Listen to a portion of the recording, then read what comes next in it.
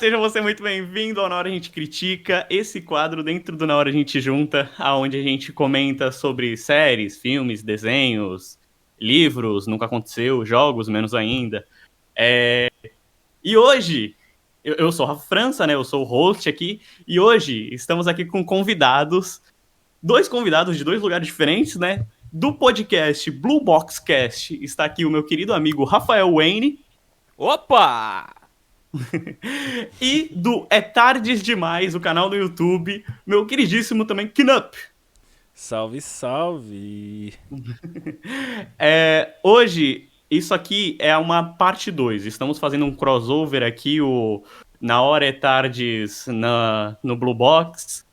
Então, essa aqui é a parte 2. A primeira parte você vê lá no podcast do Blue Box Cast.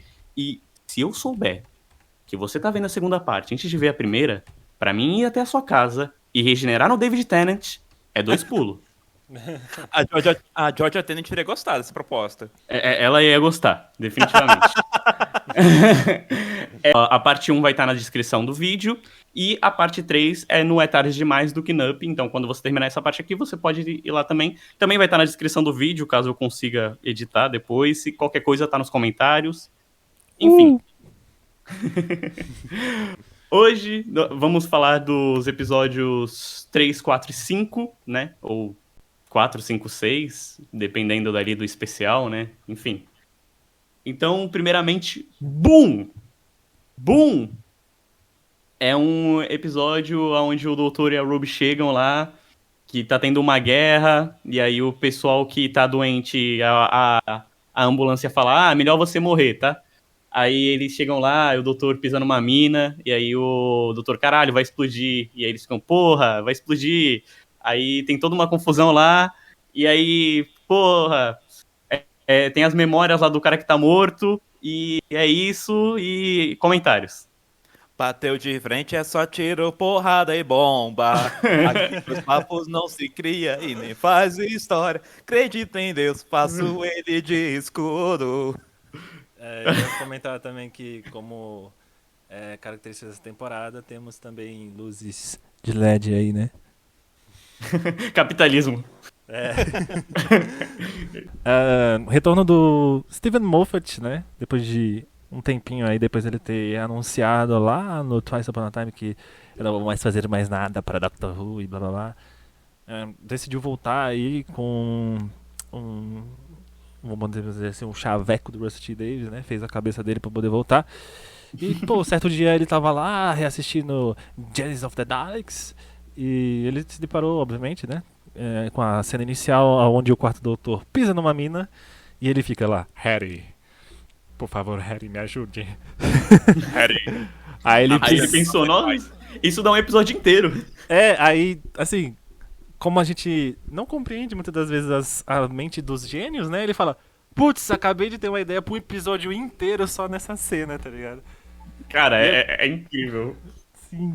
Pra quem não sabe, quando você tem uma série assim, né, longa, quando tem uma figura de showrunner, geralmente o que costuma acontecer é que o showrunner, ele tem palpites, ele tem ideias para todas as histórias, só que ele não consegue conduzir todas elas, não consegue administrar todas elas, não consegue escrever todas elas. E aí ele terceiriza essas ideias, essas histórias para outros roteiristas desenvolverem. E eu acredito que isso aconteceu com o Rogue também. Só que, quando o Russell voltou para Doctor Who, uma das primeiras chamadas que ele fez foi para Steven Moffat. O Steven Moffat, não sei, tô meio bilo teté das ideias, eu acho que não tenho mais ideia para Doctor Who, não sei o que. Aí depois, Russell, eu tive uma ideia. Pisar em uma mina e ficar o episódio inteiro preso nessa mina. É seu, Moffat, é seu, só vai. O Russell olhou pra ele e falou, filho da puta, tô dentro. Como que eu nunca tive essa ideia antes? O Moffat, ele descreve, né, no Doctor Who Unleashed, aí pro pessoal que não conhece, é basicamente uma série, uma minissérie que mostra o por trás dos bastidores, né, de Doctor Who, os bastidores do Doctor Who, mas enfim, ele fala como que aconteceu, né, essa chamada pra ele retornar, e quando ele abordou o Russell dessa ideia, ele falou que o Russell simplesmente pirou, né, tipo, falou, nossa, tipo, gritou e, sabe, tipo, aquele jeito do Russell, tá ligado? Tipo, de ser exageradão, assim. Sim, sim. O interessante também é que, tipo, o Moffat, ele é um mentiroso do caralho. E eu vou te dizer, ele me enganou. Ele me enganou por tantos anos. Ele me enganou. E aí teve uma entrevista que agora. Uma entrevista que era meio estranha, que ele deu pra. Eu acho que. Eu não lembro agora qual que era a estreia que ele entrevistou. Que foi entrevistado. Mas ele tava com uma cara, tipo assim, meio de bêbado, sabe? Parece que tinha tomado uns corote. E aí. Falando assim, e se eu falar. Eu não posso falar mais nada de Doctor Who, né? Eu não posso falar negativamente de Doctor Who. Se eu falar alguma coisa de Doctor Who, vai pra todo lugar. Se eu criticar Doctor Who, BUM! Vai pra tudo quanto é lugar. Não existe mais alegria no mundo. There's no joy in the world. E aí, é justamente os nomes dos episódios que ele escreveu pra Era do Russell agora. E outra, o Moffat sofreu, assim, duramente, né, na época de Doctor Who, tinha toda aquela coisa de, tipo, era muito dividido, né, o pessoal falava que, o Moffat tinha que cair fora, não sei o que, e tinha muita gente que defendia ele, então ele viveu todo esse cenário de cobrança o tempo todo, né, em Doctor Who, então, assim, dá pra entender o porquê que ele falou desse jeito, né. Mas, pô, Boom, cara, eu acho que Boom é genial. Acho que não só a abordagem dessa questão da guerra, né, mas também da questão da fé. E esse conceito que é muito genial, né? Tipo, algo que poderia dar muito errado, velho. Um episódio onde o seu protagonista fica praticamente imóvel. Mas o trabalho do Stuttgart, da Mel Gibson, né, a própria escrita, a própria narrativa, essa tensão que vai meio que aumentando conforme o episódio vai decorrendo, né, cara, é sensacional, é genial e pra mim, como eu falei lá no episódio que eu participei do Blue Box Cast, esse episódio ele é irretocável, assim, do início ao fim, eu não consigo encontrar um defeito nesse episódio. Eu também não consigo, não. Eu lembro que quando eu gravei com você o comentário sobre Boom, eu comentei, né, que Boom é muito um episódio sobre um estudo de caso onde a tensão só escalona. Só escalona, só escalona, só escalona.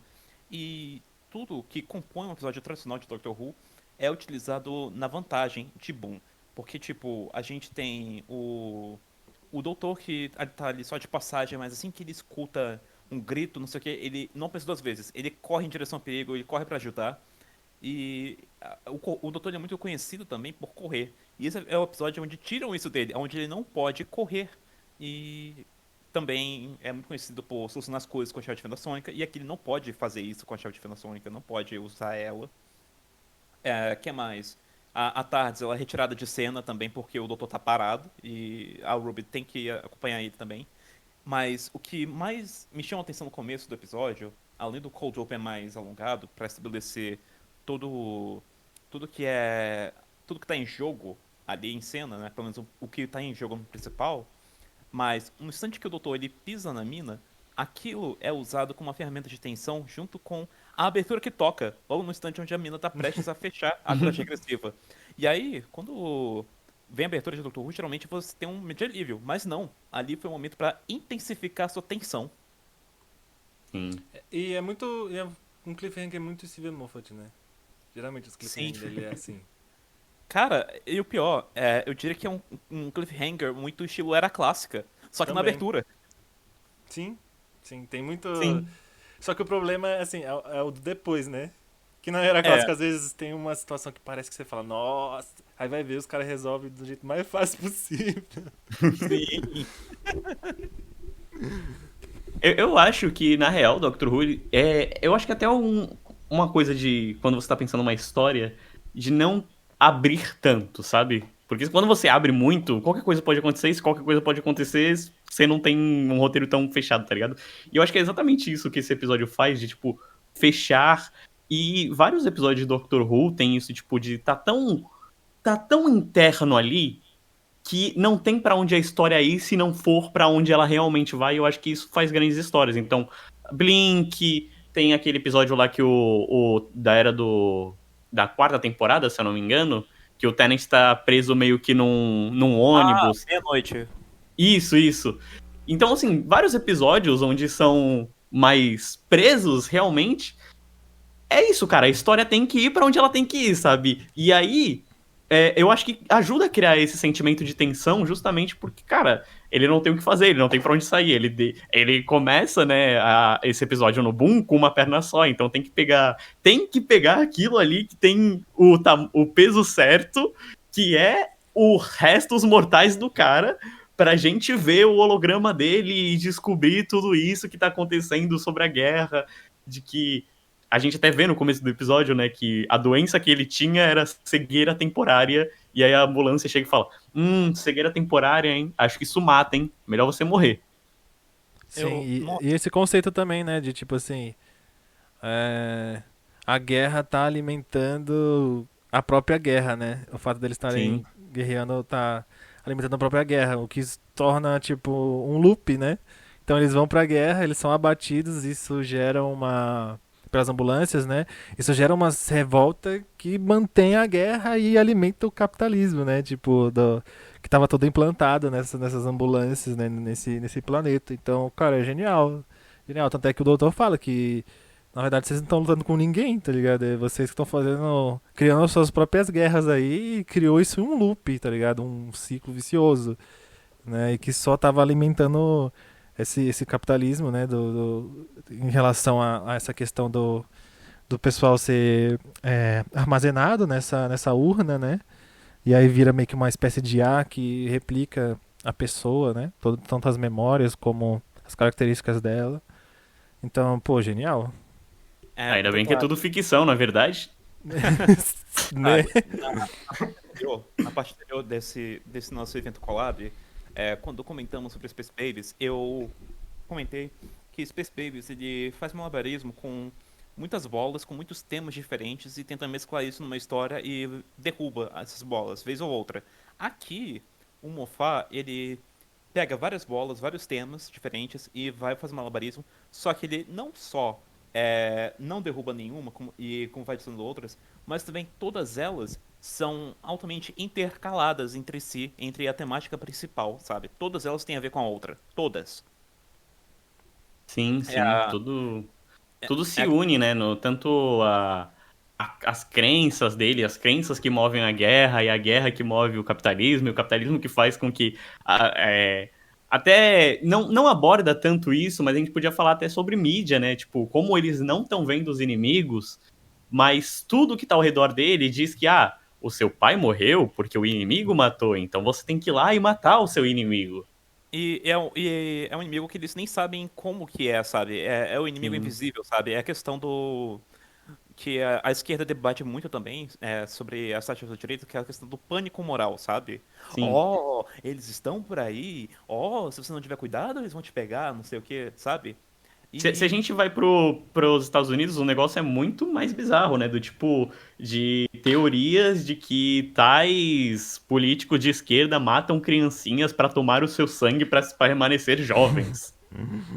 pois é, pois é. Vai ver foi essa conversa que qual é o nome da empresa aqui? A Villengard, é isso? Não me lembro. Eu acho Sim, sim. que a Do, Villengard tacou. Olha só, vocês têm que ir para Castarion 3, não sei o que, porque lá eles estão sequestrando criancinhas, não sei o que. Cuidado com eles. Aí chega lá os soldados, os soldados padre, não sei o que, e vão numa Hum, guerra cega. Eu comentei no Blue Box Cash comentando sobre Boom que uma das imagens mais interessantes desse episódio que foi divulgada na época era justamente do personagem do Francis Vader, que era do momento onde ele estava todo trajado como soldado, estava com esse colarinho de padre, e ele estava com aquela faixa nos olhos, né, simbolizando o cego, a cegueira. E é uma imagem que encapsula tudo do episódio, tipo, em uma imagem só, sabe? Você já cata a mensagem. sim, tá tudo ali. sim, É. tem uma questão também de criação de world building visual, né? Esse episódio ele não precisa tipo, puxar uma cadeira no meio do episódio, sentar e explicar as coisas. Não, visualmente a gente já consegue captar como o world building disso tudo funciona, né? Sim. E assim como o Russell fez em Space Babies, o Moffat ele também recapitulou coisas, ele também trouxe de volta elementos da era dele, né? Na primeira temporada do Matt Smith, por exemplo, a temporada 31 de Doctor Who. Desculpa, gente, numerar assim, são caminho perdidos, mas seria a temporada 5 da Era Moderna. Calma. É porque tem a série antiga, a série nova, a série nova, nova. Eu considero essa que a gente tá vendo essa é a 14, pelo simples fato de que eu quero que o 15º Doutor esteja na 15ª temporada. Cara, eu já chutei o balde, eu unifiquei tudo e tô chamando o total de 40. Mas é a Enfim, primeira, tá, gente? pros novatos é a primeira. Enfim, lá na primeira do Matt Smith, né, que seria a temporada 5 da Era Moderna, e a 31 no geral, no grande escopo geral, a gente tem a introdução desses soldados anglicanos, esses soldados padre e tudo mais. E aqui eu sinto que o Moffat ele trabalhou eles com uma profundidade maior. E é interessante que, apesar desse resgate da Villain Guard, que é citada desde a primeira era do Russell, com David Child e The Doctor Dances, mas o Moffat conseguiu intercalar essas suas criações do passado em uma história muito única que funciona por si só e que quem é espectador de primeira viagem cata a mensagem assim, ó, tranquilamente, sem precisar saber que isso já existiu antes, sem precisar saber que esses elementos já apareceram antes. Eu não me lembrava desses soldados padre ou da Villain Guard.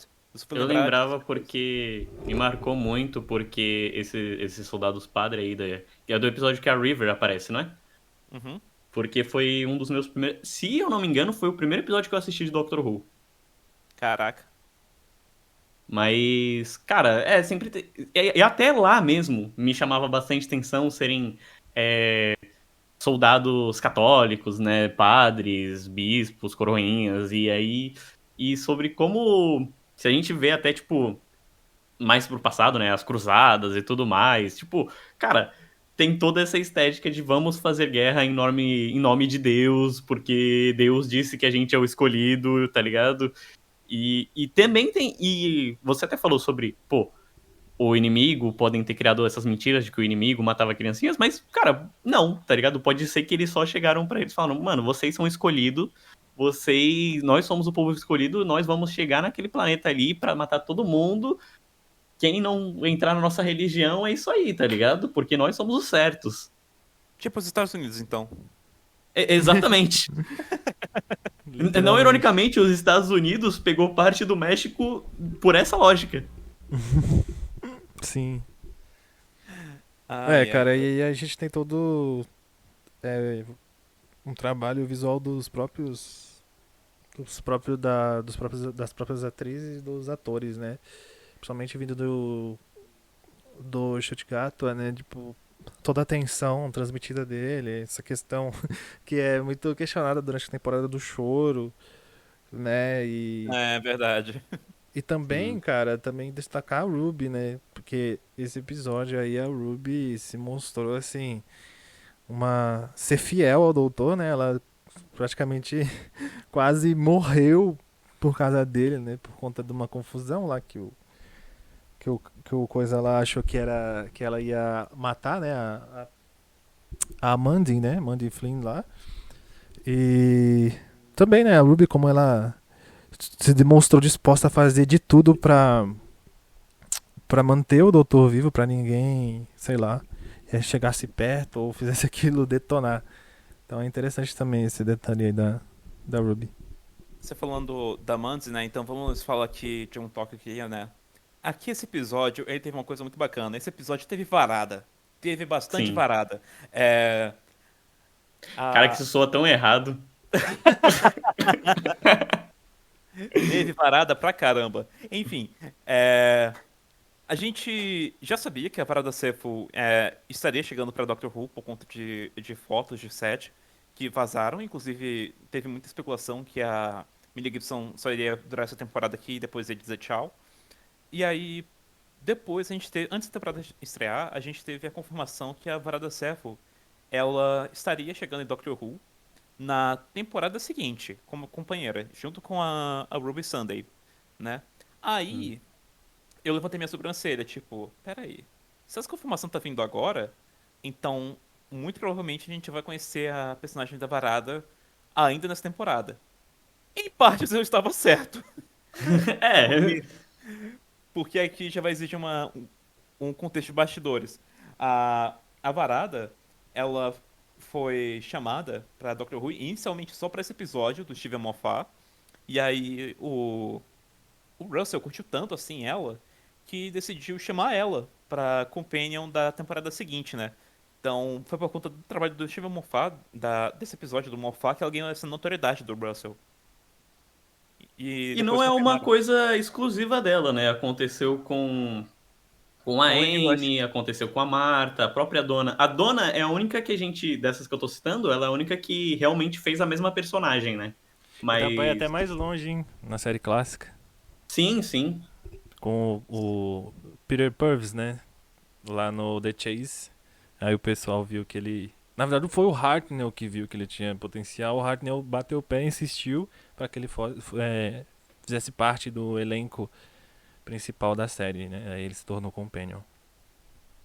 Vovô Hartnell não desaponta. Enfim, Exato. É isso. é, enfim. E nessa temporada também a gente teve um outro caso, que foi o caso do Lenny Rush. Porque o Lenny Rush, ele ia ficar exclusivo com a voz do bebê Eric, lá em Space Babies. Só que aí o Russell, ele curtiu tanto o Lenny Rush, que ele trouxe ele de volta pro finale.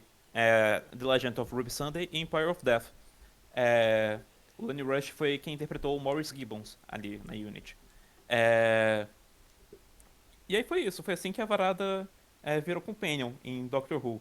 Só que depois que o Boom foi ao ar, eles confirmaram que a personagem dela aqui em Boom não será a mesma que ela irá interpretar no que vem, na temporada 41. Então, é isso, né? Uma grande É perda, isso. porque a personagem da Mandy é uma É, personagem sim. incrível, e ela teria oferecido um contraste muito grande contra quem o Doutor é. Tipo, o Doutor não gosta de soldados, ele fica constantemente desafiando essa fé cega que a Mandy tem e tudo mais. E o que me chama muita atenção da Mandy é que, além dela ser firme nessa fé, ela tem os seus momentos de rebeldia, ela tem seus questionamentos. Tanto é que ela fez uma tatuagem, a gente não vê essa tatuagem, a gente não sabe o que é, a gente não sabe aonde que tá, mas o interessante da tatuagem é Não, a gente que, sabe onde tá a tatuagem. Tá no outro cara lá, tá na batata do outro cara. enfim, o interessante dessa tatuagem é porque ela instiga tanta curiosidade, porque ela é interpretada como algo profano, algo que viola o código desses soldados padre. Então, como é visto isso como algo profano, gera essa curiosidade, sabe? E ela utiliza isso como um artifício pra conseguir vantagem em cima do cara, né? Pra conseguir pegar o turno dele. E Sim. além de a gente perderam, né, a oportunidade também de fazer uma abordagem de uma personagem que começa com esse viés militar barra religioso e fosse quebrando essa visão dela, né? Ela fosse mudando e revendo os conceitos dela, que muitas das coisas não funcionam assim, não deve ser tudo em pró a essas, dizer, sei lá, diretrizes militares ou não é tudo em nome só da fé e tal, né? Então perderam essa oportunidade de fazer, além de fazer uma construção de personagem assim, e abordar essa crítica, né? Dessas coisas que tem muitas regras, né? Tudo tem que ter sua regrinha, não vou fazer isso porque, sei lá, condiz com um comportamento militar ou condiz com um comportamento religioso. E foi o que a gente comentou, no caso, eu e o Rafael Wayne no Blue Box Cast do Boom. Pois é, e tipo, se eu tivesse sido Companion, uma trajetória interessante pra ela, teria sido uma jornada pra poder aprender a ressignificar a sua fé, sabe? De utilizar a sua fé de uma forma com que ela pudesse tirar algo mais benéfico em relação a isso, ao invés de uma fé cega a um sistema militarizado, sabe? Empregar isso de uma forma mais útil, porque o episódio inteiro o doutor ele fica antagonizando essa fé cega que ela tem, E no final ele comenta depois, só porque... como é que é a frase que ele fala? Só porque eu não gosto não quer dizer que eu não tenha, uma coisa assim? É alguma coisa assim, ele É fala tipo, é sobre... quase tipo, só porque eu não tenho uma religião não significa que eu não tenho fé. Tipo assim, tá ligado? Mais ou menos. É, basicamente isso. Bem isso. Porque ele acredita no pai lá da menina, né? Acho que é até alguma coisa que eu lembro que o Rafa comentou e depois eu fui refutá-lo. Fui refutá-lo no off. Porque eu acho que é muito legal como termina o episódio, né? Que essa IA do pai entra lá nas ambulâncias. Já dando spoiler do episódio, mesmo a gente vai falar dele depois. Mas ele entra lá na IA dessas ambulâncias, né? Que vai explodir o negócio, que vai explodir a mina, que vai matar a Ruby. E aí ele só pifa elas, né? E a gente fica meio que sem saber o que aconteceu, assim. Mas eu acho que é justamente a fé que a menininha tinha no pai, tá ligado? E, tipo, ó, aquilo que a gente tem do pai herói, sabe? Então, tudo isso amarra com esse tema da fé, assim, e de eles estarem fazendo isso realmente uns pelos outros, né? Eles acreditando que existe uma ameaça e estarem fazendo. Até porque, pô, quando você vai pra uma guerra, né? As pessoas que vão pra guerra, elas acreditam que elas podem morrer, mas que elas vão morrer fazendo um bem, né? Sim. Sim. E é como eu falei, tinha falado também com rodado com o Wayne, que cada personagem ele representa alguma coisa, né? E a menininha aí, a filha do cara, ela é representação da fé, porque a todo momento e que tava acontecendo essas caótico assim, a pouquíssima coisa pra tudo nesse mundo virar pó, todo mundo morrer, ela ainda tinha fé no pai dela. E essa questão da IA de reproduzir não só as características, mas as memórias e até mesmo a essência da pessoa que se foi, né? E a fé, ela teve tanta fé que pode ter feito com que a própria IA fosse bem além assim dessa reprodução do pai dela, que acabou agindo como o pai, né? Ou seja, foi Sim. algo que foi muito mais profundo. E ele serviu como um vírus, né? Só que num ponto, de um jeito positivo, né? Na verdade, um vírus do bem, tá ligado? Que ele foi lá, corrompeu Foi ruim todo, pra ambulância. corrompeu todo o firewall, né? Da ambulância e reverteu toda a situação, desativou a mina, né? Então terminaram com essa guerra e e curou a Ruby de volta, né? Trouxe a Ruby de volta, fez o tratamento que era necessário para ela se recuperar. Então, cara, É, esse episódio tudo tem detalhe por detalhe, tem Tem uma, tem é, uma coisa que eu acho muito interessante, que esse episódio, você pode ter uma leitura que também trata sobre a questão do exército de reserva, do tipo, se você não quer, ou no caso desse episódio, não está útil para tal vaga, para executar tal função, vai ter um mar de gente que vai poder ocupar a sua posição, sabe? sim.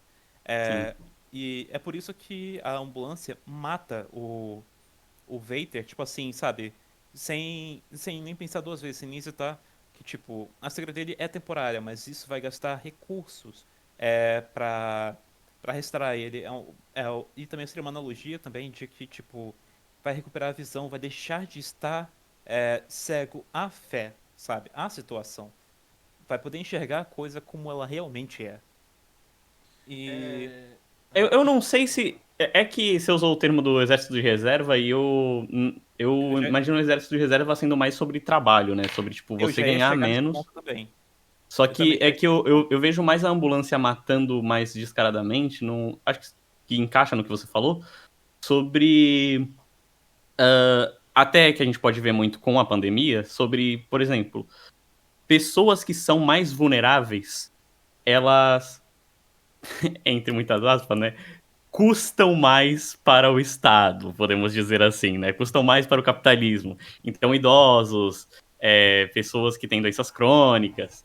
E aí, a gente viu, assim, que durante a pandemia, o governo não se preocupou muito com essas pessoas, né? Principalmente pessoas mais pobres, justamente porque são pessoas que gastam mais com o SUS, tá ligado? Então, e outros derivados. E estavam E- dependendo, muitas delas estavam dependendo também do Sim, próprio dinheiro do governo, né? sim, então, o capitalismo, ele vai, tipo, pelo que lucra mais. Então, se essa pessoa morrer vai ser mais lucrativo, ok, tudo bem, que é até uma coisa que empresas fazem, né, que, tipo, de vez em quando existem desastres, e não é que o desastre não foi, tipo, não é que eles não viram que poderia acontecer, é que se planejar para precaver o desastre é mais caro do que você ter que pagar os sobreviventes por algum pelo tipo, pô, foi mal aí ter matado o seu pai, tá ligado? Aqui, ó, pega R$ 2.000. Sim, sim. Bem isso. Mas tem também aquela coisa também que eles apelam muito pro pânico moral, sabe? E pra constante fé das pessoas sobre a relação do conflito. Então, tipo, se um morrer ali, se um ali não for útil no momento, porra, mata ele que vai ter um próximo que vai ser tão Sim. crente quanto, sacou? Por isso que eu comecei a puxar sobre esse assunto do exército de reserva. Eu ia falar até sobre as condições em que eles estão, né? Sim, Porque é tipo, pô, eles estão dando o mínimo do mínimo e a justificativa é, pô, tamo numa guerra, não tem como, tá ligado? Ficar fazendo muita coisa, assim, que é mentira, né? A gente sabe, assim, por todo o contexto do episódio. Mas é tipo, pô, a gente precisa dar um mínimo pra eles acharem que a gente tem alguma coisa pra dar pra eles, mas ao mesmo tempo falar que, ô, não vamos gastar tanto porque a gente não pode, hein? exato. É, e também a gente tem a questão, agora já falando dos bastidores, do quão fechado esse episódio no sentido de produção. Que tipo, É, geralmente, quando o Doctor Who vai gravar cenas pra simular um ambiente estranho, um mundo novo, eu até comentei isso com o Canup no Blue Box Cash desse episódio. Eles costumam ir pra locais de mineração, sabe? De mineradoras. Que Uhum. virou até um trope na era clássica e na era moderna também. E reutilizavam isso várias vezes. No Fluxo teve isso também. Aqui, esse episódio, ele foi escrito, eu acho que é a primeira vez, né, que a gente tem um ex-showrunner de Doctor Who escrevendo um episódio como convidado, né? Pois Pô, o então, Moffat nunca chamou o Russell, não? não, Vacilão. eles Não. tiveram conversas. Eles tiveram conversas, é, mas isso aí é no caso de Dot and Bubble. Sim. É. Mas, enfim, o que importa essa é a primeira vez que na New Who, um antigo showrunner voltou como escritor convidado. Então o Moffat, ele sabia como Doctor Who, como a produção de Doctor Who funciona, de dentro pra fora. E aí ele pensou, e ele falou, eu não quero fazer filmagem externa, né? Não quero fazer filmagem em minerador, essas coisas.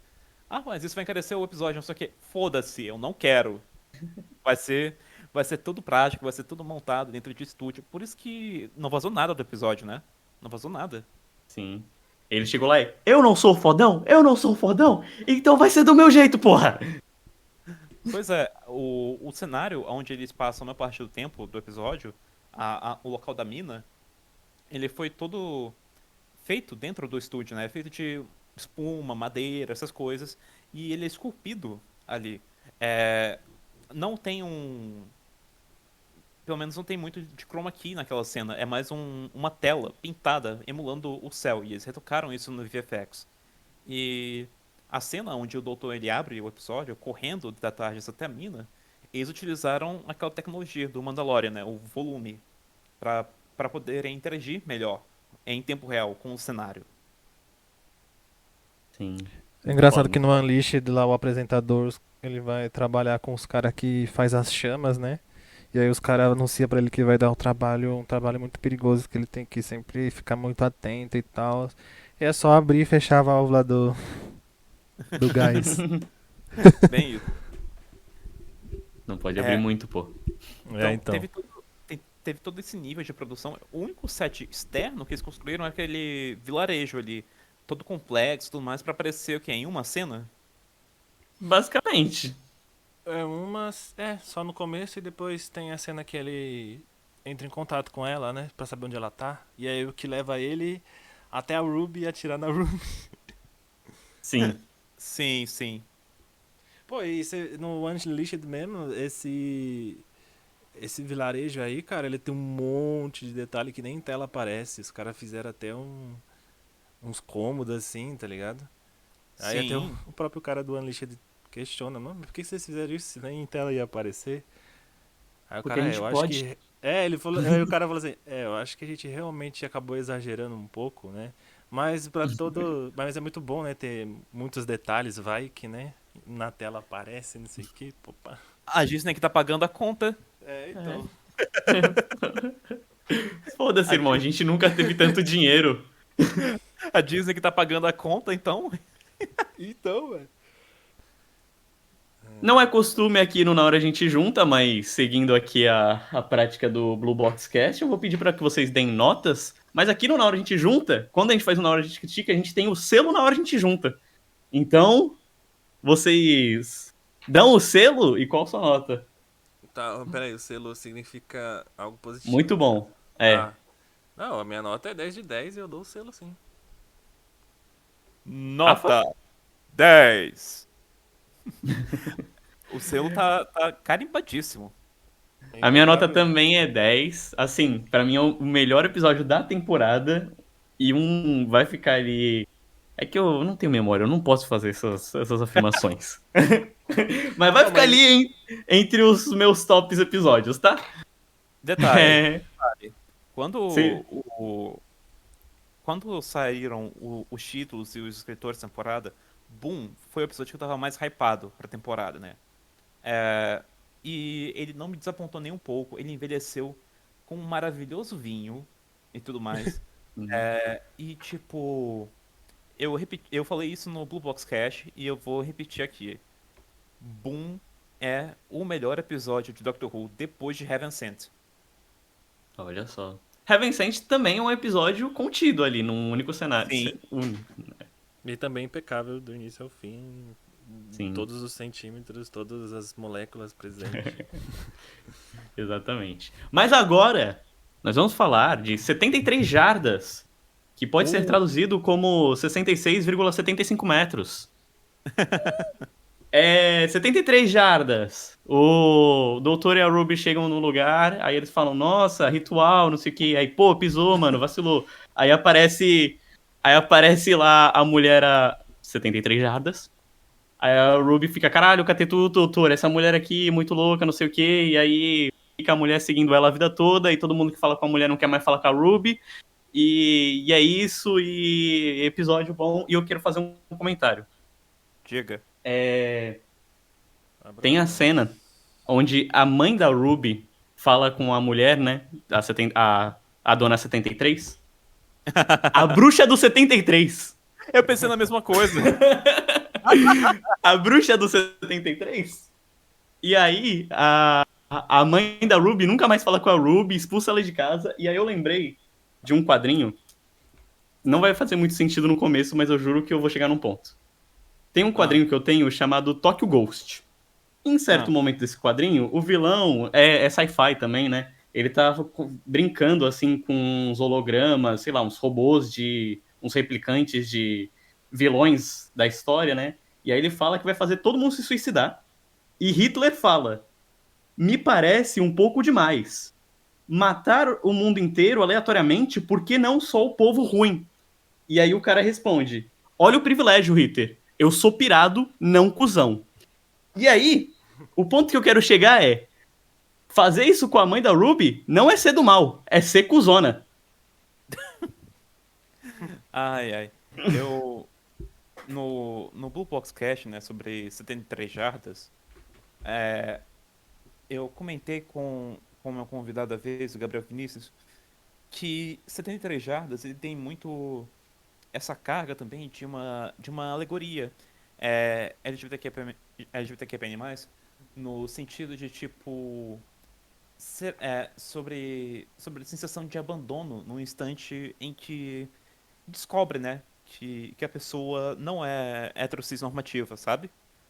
E eu falo isso sobre a questão da Ruby, porque quando a temporada estava para estrear, tinham alguns reviews que abordavam, falando que ela é bissexual, essas coisas. E aí, e também, né, como um homem gay, quando eu vi esse episódio, eu tive essa leitura de imediato, junto com um review que eu vi de uma youtuber trans chamada Jessie Gender. Pra mim, cara, eu coloco esse daqui como uma das maiores obras-primas que Doctor Who já fez. Eu acho que é uma das coisas mais diferentes, mais ousadas e mais experimentais que Doctor Who fez. E pelo simples fato dele realmente não ter respostas, mas quando você as procura, você consegue mais e muito mais profundo ainda.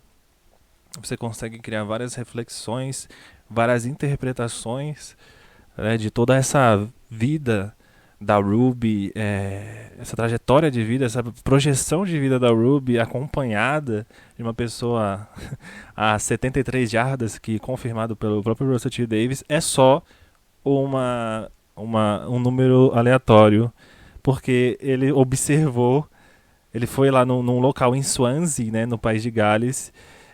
Ele ficou observando um pessoal de um certo ponto lá, de um porto lá, e ele ficou observando, e quando ele viu uma mulher, né, uma pessoa lá, aleatória que ele viu, que dava pra você ver que tinha uma pessoa ali, mas você não conseguia identificar essa pessoa, tipo, ele simplesmente anotou e mediu e deu 73 jardas e colocou no roteiro. Porém, ele colocou uma nota que não precisava necessariamente ser 73 jardas. Ele disse que poderiam colocar qualquer outra medição se eles quisessem. Mas pra ficar estranho e pro pessoal ficar se questionando assim, por que 73? Deixaram 73. Mas enfim, assim, esse episódio ele tem várias maneiras de você interpretar, né, quem é essa bruxa de 73 que acompanha a Ruby por todo o episódio. No meu caso, eu interpreto como uma maldição, né, que ela vai carregar com toda essa projeção de vida, que se baseia no maior trauma dela, no maior medo dela, que é o abandono. Que simplesmente é um dos primeiros eventos da vida dela, né, a mãe dela abandonando ela. Então, só ela vê essa mulher, ela tem meio que um filtro de percepção. As outras pessoas também vê, mas essas pessoas só têm conhecimento da maldição da Ruby quando entram em contato com essa mulher. Porque é onde as pessoas acabam conhecendo, tipo, se tocando que, nossa, essa pessoa está amaldiçoada. E por se tratar de uma questão de feitiço, de bruxaria, né, e de uma alegoria também, instantaneamente a pessoa acaba se afastando e meio que sumindo da existência por conta dessa maldição, que quando alguém tem um contato está baseada no maior trauma dela, né? No maior questionamento da vida dela, que ela foi abandonada e ela queria saber ela quer saber, né, quem é a mãe dela e tal. E eu acho toda essa projeção de vida muito toda essa projeção do episódio muito bem construída. Ele começa ali com toda essa tensão de terror, todo um trabalho até visual, né, planos assim, com zooms na cara do pessoal que tá ali naquele pub, um pub bem rústico, trazendo todo aquele clima de terror de interior britânico, né? Aquelas histórias folclóricas de terror, né? De assombração. E o Russell cria influencia, induz o público, né? E cria todo um cenário para começar a construir uma história de terror. E no fim a gente tem um alívio cômico. Né, que é quando a gente começa a ouvir a porta batendo, achando que pode ser essa maldição, ou pode ser o terror chegando em cena, mas na verdade só é um cara com com pastéis, né, perguntando se é o delivery. Se eles não iam atender logo porque precisa colocar o pastel no forno para eles ficarem bons, né. E ao decorrer dessa projeção a gente vai acompanhando não só pessoas de extrema importância na vida dela, como a própria mãe dela, né? Como também a esperança que ela tinha, que era a Kate Stewart, né? Que depois do Doutor seria a única opção possível para desvendar esse mistério, para investigar essa anomalia, né? Essa mulher. Detalhe que a Kate, ela já fica se coçando assim, tipo, caramba, mais uma companhia, vou contratar, hein, vou contratar. Exato. Sim, e o trabalho visual e o plano dessa cena, ela transmite muito, mas muito bem a emoção. Tanto é que quando eu tô aqui vendo os screenshots do episódio, a emoção não, a ansiedade. Eu tô vendo os screenshots do do episódio, e você vê que tem muitos assim, frames que ficam muito próximo do rosto da Kate Stewart, né? E muito próximo do rosto da Ruby. E, tipo, ele faz questão de embaçar muito o fundo, dando foco a uma coisa, o que representa a ansiedade, porque a Ruby tá muito ansiosa, tá muito agoniada para que alguém resolva isso. E quando essa esperança é quebrada, tipo, sabe, a expressão da própria Gemma Redgrave e da própria Ruby, que gerou até o meme, né, que é muito parecida com o do filme lá, Corra. Cara, sensacional, sensacional. Eu tô até me estendendo muito aqui, se vocês quiserem me interromper, porque eu tenho muitas coisas pra falar desse episódio. Até também a forma como eles usam os cartazes de aniversário pra avançar no tempo, né? Colocando lá a idade dela e a gente vai acompanhando ela. E como todo mundo na vida dela foi abandonando ela, né? Até as próprias paqueras, os próprios namoros, e todo mundo com aquela sensação de que parecia que tinha mais uma pessoa, né? Não parecia que a relação era eles dois, mas tinha uma terceira pessoa. Mas enfim, vou abrir espaço pra vocês, senão eu fico até amanhã falando desse episódio de tão bom que eu acho. E cara, esse foi o TikTok do Canup. Foi. Eu gosto muito de como ele vai criando esse mistério, né? E eu acho que eu até comentei lá no Twitter, porque quando chegou no pub, tem uma piadinha lá que ela fala sobre pagar com celular, e eles falam, tipo, como assim pagaram com celular? Só que depois eles tiram a maquininha, tá bom, paga com celular. E por um momento, naquele micro momento que tava no pub, eu achei que o episódio ia ser todo dentro do pub, e que ia ser uma coisa meio o fim do mundo em Sandman, tá ligado? Ah, saquei. Que, tipo, o fim do mundo não é um momento, mas sim um lugar em que todos... E que depois que eu pensei nisso, é uma estética que combina muito com Doctor Who, né? É um lugar onde pessoas de vários tempos diferentes acabam se perdendo. Mas, enfim... O bacana dessa cena aí do pub é porque, tipo, ela mostra que o Reino Unido, ele não é tão unido assim. Sim. Eles têm várias percepções diferentes uns dos outros, né? São literalmente 4 países diferentes sob uma liga que às vezes não é tão estável, né? Que é justamente a monarquia. E, inclusive, existe, pode dizer, a possibilidade, assim, de cada um desses integrantes do Reino Unido se apartarem, virarem se regirem por conta própria. Gales e Escócia, inclusive, são... Gales, Escócia... Não, Escócia e Irlanda do Norte são os que mais aparentam isso.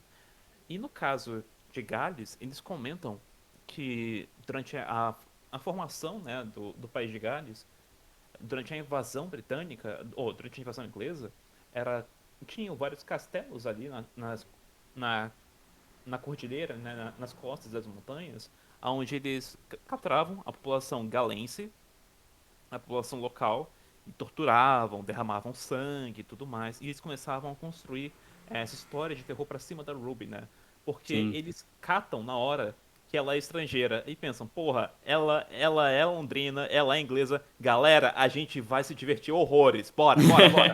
Bora bulinar ela. O próprio Russell falou, né, que essa cena, claramente, além de ser um alívio cômico, pra gerar esse alívio cômico, pra induzir o público a se inserir numa história de terror, pra se inserir no previsível, né, que todo mundo achou que ia ser, o próprio trailer, talvez, ele se baseie só nesse bar, né, e então todo mundo ficou falando, nossa, vai ser uma história spooky, de terror, que também dá pra interpretar a história como uma história de terror, né, pô, uma velha medonha que fica seguindo a pessoa pro resto da vida, mas enfim...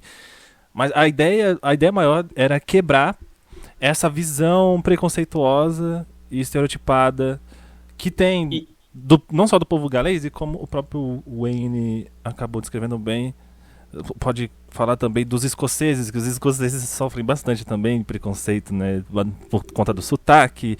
Tem toda aquela brincadeira que na Escócia, a única coisa de interessante que tem na Escócia é a terra úmida, né? A única coisa que existe na Escócia é chuva e terra úmida, não tem mais nada. Então tem toda essa questão de preconceito dessa liga do Reino Unido, né? Todo mundo ali, na verdade, não é um Reino Unido. Eu Só acho que relembrando isso amarra também com o mais adiante no episódio, né? Eu já vou chegar lá depois, mas sobre. Porque esse episódio é o episódio lá do primeiro-ministro, lá, que é galês, e ele é extrema-direita e tudo mais. Mas eu queria começar sobre como esse terror ele vai crescendo, né? Porque é legal que começa nessa cena, tipo, como uma brincadeirinha, mas depois eles veem, tipo, pô, o cara tá saindo correndo, realmente. Ele vai aumentando, aí ele chega ali na parte da Kate, que mesmo por telefone, né? Ela fala, não, nós temos todas as seguranças aqui, mesmo por telefone, todo mundo se afasta dela. E eu acho que a parte dos encontros delas, né? Se eu não me engano, eu acho que tem alguma menção de que algum deles ali realmente namorou com ela durante um tempo. E aí parece muito que é ela preocupada Sim. com outras coisas, sabe? Sim, é Tem, aquele. tem Acho que é o essas menções. primeiro. O primeiro do Tem essas parque. menções deles falarem que, tipo, como se tivesse uma outra pessoa, mas eu me apeguei muito nisso deles falarem que, tipo, pô, parece que você nunca tá aqui de verdade, você tá sempre em outro rolê, você nunca é presente. E eu acho que todo esse. Eu acho que é uma característica que acontece na vida real mesmo, né? Tipo, pessoas que normalmente sofreram com abandonos, elas acabam sendo mais fechadas e acabam não se abrindo tanto justamente pelo medo de serem abandonadas por essas novas pessoas. O que fortalece também a interpretação da mulher ser uma maldição, né? Porque uma pessoa amaldiçoada sempre gera, assim, na ficção, sempre gera essa coisa, assim, parece que essa pessoa tem alguma coisa a mais, né? E, tipo, tudo, até mesmo quando não tem nada, assim, os caras, tipo, simplesmente o argumento do cara é tipo, olha, parece que tem uma terceira pessoa, né? Então tudo conspira para que a maldição dela continue, as pessoas continuem abandonando ela, né? É detalhe, Então, né? Eles tentam constantemente, né, visualizar o rosto dela e a Kate, ela tenta fotografar com um satélite de altíssima resolução a cara dela, dá zoom, mas nunca aparece a cara. A Carla, ela se aproxima dessa figura e quando a Ruby pergunta como que ela aparece, e a Carla responde, ela parece com o que ela é, sabe? Sim, Tipo, a questão é que, tipo, o abandono ele não tem cara. Você nunca sabe é, quem vai te abandonar, quando vai te abandonar essas coisas. É uma coisa muito repentina, sabe? E no caso da Ruby, é uma coisa que aconteceu no passado dela, é uma coisa que tá sempre à distância, mas como ela tem essa ciência de que foi abandonada, e de estar nessa curiosidade em relação à mãe e também é, dela ter ido atrás da mãe dela, da mãe biológica, mas não encontrar registro dela em canto nenhum. Então fica essa questão de, tipo assim, do abandono está à distância, mas está sempre perseguindo ela, pra onde sim. ela vai. sim, o que também eu uso isso também como base do meu argumento de eu interpretar como uma maldição, né? Quando uma pessoa está amaldiçoada, carrega essa maldição com ela sempre. Quando alguém toma conhecimento de que aquela pessoa está amaldiçoada, a pessoa quer se distanciar, entendeu? Então, aonde ela vai, a maldição segue ela. E tudo baseado em cima do trauma dela do abandono. Então, cara, pra mim esse episódio ele é genial por conta disso mesmo. Pelo fato desse enigma Da da, metáfora, né? da metáfora. E você pode interpretar de várias formas, sabe? Tem gente que interpreta a mulher sendo a própria Ruby, que também faz um pouco de sentido, né? Mas enfim, é uma parada assim que dá pra você ficar até amanhã falando sobre esse episódio. Uma outra coisa que eu queria abordar também é que a gente daqui a pouco tá chegando na parte do político, né? Que ele vai entrar e tal, e a Ruby toma conhecimento desse político que o doutor citou antes. É a questão do círculo, né? De como funciona o círculo. Basicamente ela tem dois bilhetes, né? Um escrito Eu sinto muito a sua falta, algo assim, e o outro é Descanse em Paz, Mad Jack. O próprio conceito do círculo, nessa coisa de bruxaria, essas coisas, né? Basicamente tudo que está dentro do círculo não interfere no que está no externo dele, né? Então fica preso ali mesmo. E assim quando é rompido, o bilhete do Descanse em Paz é referente ao abandono da Ruby, né? A essa maldição dela ser abandonada, certo? Então, quando o doutor quebra esse círculo, ele traz pra fora do círculo isso. E o Mad Jack Descansa em Paz é o Mad Jack morto dentro do círculo. E quando o doutor quebra o círculo, o Mad Jack volta pra fora, sai pra fora do círculo. Entendeu? O que depois justifica lá na frente ela faz isso fazer parte desse processo pra ela quebrar essa maldição pra no fim reverter. Que aí ela bane o Mad Jack usando a própria maldição dela, né? A própria mulher lá, colocando do lado dele pra ele tomar conhecimento disso, sumir e não ser mais político, né? Tipo, ele meio que pedir pra cair fora, assim, tá ligado? E é interessante também que, tipo assim, eu comentei mais cedo, né, que o reino dele não é tão unido assim, e que os locais ali de Gades, eles comentam a história de, pode dizer, de perseguição que eles sofreram dos ingleses, das ocupações dos ingleses, e aí corta para 2046, e um dos principais para a candidatura de primeiro-ministro é justamente um galês, e ele resgata muito esse pertencimento de filho de Gales, de filho da terra oprimida e tudo mais, e de finalmente agora subir ao poder alguém que foi bastante oprimido por conta disso, e ele começa a vir com um discurso altamente armamentista em cima disso. E eu E, interpreto também o Mad Jack como uma personificação física do folclore do próprio Mad Jack. O Roger, no caso. uhum. Inclusive, quando o Roger ele estava ascendendo ao poder, teve muita gente que se lembrou de uma frase que veio na era do 12º Doutor, que era sobre o Ministro da Guerra, que foi mencionado em Before the Flood, de aventuras do Doutor, né, não sei o quê. E aí fala, Ministro da Guerra, não sei o quê, aí o Doutor, peraí, eu não enfrentei ele. Quer saber? Eu não quero saber do meu futuro. Tem. E aí, e aí o Doutor ele menciona, né, sobre o Roger mais cedo em Três Jardas. Depois ele é citado novamente lá no finale, não sei o quê. Então, poderia o Roger ter sido essa figura do Ministro da Guerra? Será? Eu acho, você falando agora, eu acho até que ele ainda pode ser, porque o que a gente viu em tudo aqui em 73 Jadas, né, deu muito a impressão de que é uma realidade paralela, né, alguma coisa. Então, a Ruby se livrou do Roger aí. Só que depois ela volta, assim, desfaz, e ela não é mais amaldiçoada, né, na linha que a gente segue. Então, o Roger ainda pode ser o primeiro-ministro. Sim, Na verdade, e ele foi ainda, mesmo, Sim.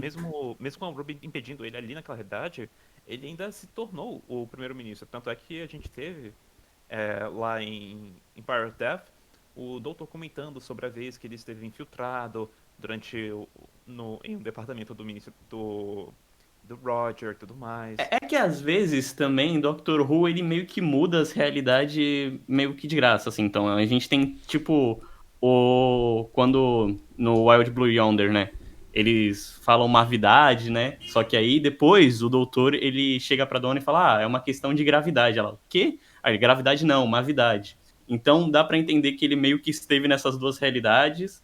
E também tem no final da quarta temporada, tem todo um lance lá com os Daleks, e lá na quinta tem uma história com o Dalek, né? E a Amy não faz a menor ideia do que é, e ele fala, pô, a Terra foi atacada por Daleks. E ela não faz a menor ideia do que é. Então dá a entender que, ok, a realidade mudou. eu costumo associar isso com a própria fala do Rusty Davies, né? Que esse evento ele funciona como um círculo e um ciclo, né? Que tipo assim, isso tudo aconteceu de fato, teve que acontecer pra deixar de acontecer. Mas não significa que não aconteceu e não significa que aconteceu. Então, tipo, é como se fosse um fragmento corrompido, sabe? Então existiu e pra um dia não existir. Eu acho, assim, genial, assim, a forma de pensar nesse sentido de um círculo, né? Que fica fazendo esse loop de, tipo, aconteceu pra deixar de acontecer. Isolado ainda. Exatamente. Então, por isso que lá, na forma quando a Ruby lembra, né? Aparece naquela TV lá, nas memórias dela. Só que ela não lembra. Mas aconteceu, entendeu? Porque é um É, evento corrompido. sabe? Tipo, que aconteceu e não aconteceu ao mesmo tempo. E esse lance da memória, depois a gente vai até comentar, mas é algo que já foi explorado também, né? Tem. Eu acho que. Agora eu não lembro se é dentro da temporada ou se é um curta, mas tem uma história lá que o doutor tá contando pra Amy, e aí ele menciona, né? Ele fala, pô, você sabe que às vezes o Rory tá olhando pro nada assim muito fixamente? Ele lembra de ter sido um cintorião, mesmo ele não tendo sido nessa realidade. Exatamente, cara. Acho que eu não tinha pensado nisso, mas eu acho que é a descrição perfeita de como eu penso e eu acho que o Russell pensou nesse evento, sabe? É uma coisa que aconteceu e ao mesmo tempo não aconteceu, sabe? A Ruby, ela tem a memória disso, tá dentro dela isso, porém ela não lembra disso. Então, tipo, aí usando assim como um exemplo Claro. lá na usando como exemplo lá na Memory Tardes, né, que tem o conceito de ser praticamente um backup, um HD da Tardes, né, onde tem todas as memórias armazenadas lá. É, assim, passando por um computador ou por um HD mesmo, isso seria um arquivo corrompido, entendeu? Que nesse arquivo possui tanto esse evento quanto também não, tá, sabe? Tipo, então por isso que acabou, a Ruby acabou meio que lembrando disso, só que no consciente dela não esteve lá, sabe? Eu acho que é válido a gente comentar sobre a questão que, tipo, a Ruby, ela passa décadas tentando entender, né, o que tá acontecendo, o que aquela senhora tá por lá. E aí ela finalmente entende que ela precisa impedir que o Roger, ele assuma, né, como primeiro-ministro. E ela consegue fazer isso utilizando o próprio mecanismo da distância dela para essa mulher misteriosa, das 3 jardas. E ela se posiciona de uma forma que ela se projete do lado do Roger e que ele fuja assim que ela chega no ouvidinho dele, né? Só que, tipo, sei lá, ela vai falar, vaza no Odisseu, e ele sai correndo. É... Só que o interessante é que o episódio ele não acaba nesse instante, né? Ele continua acontecendo. A vida da Ruby continua depois que ela impede. Isso, Sim, porque falta eu- mais uma coisa, né? Que é basicamente ela ter o reconhecimento dessa maldição, da fechar o própria ciclo, maldição né? dela. Exatamente. E aí o que a gente volta lá no círculo, né? Que tipo, ela devolveu o Mad Jack pro círculo que o doutor quebrou. E agora ela precisa reconhecer, né, essa maldição dela. Que é no momento que ela tá de frente com a Tardes e ela fala que passou esse tempo todo sozinha, né? Não, sendo abandonada, mas nunca sozinha, porque ela reconheceu a maldição dela, que ela sempre esteve acompanhada com essa maldição.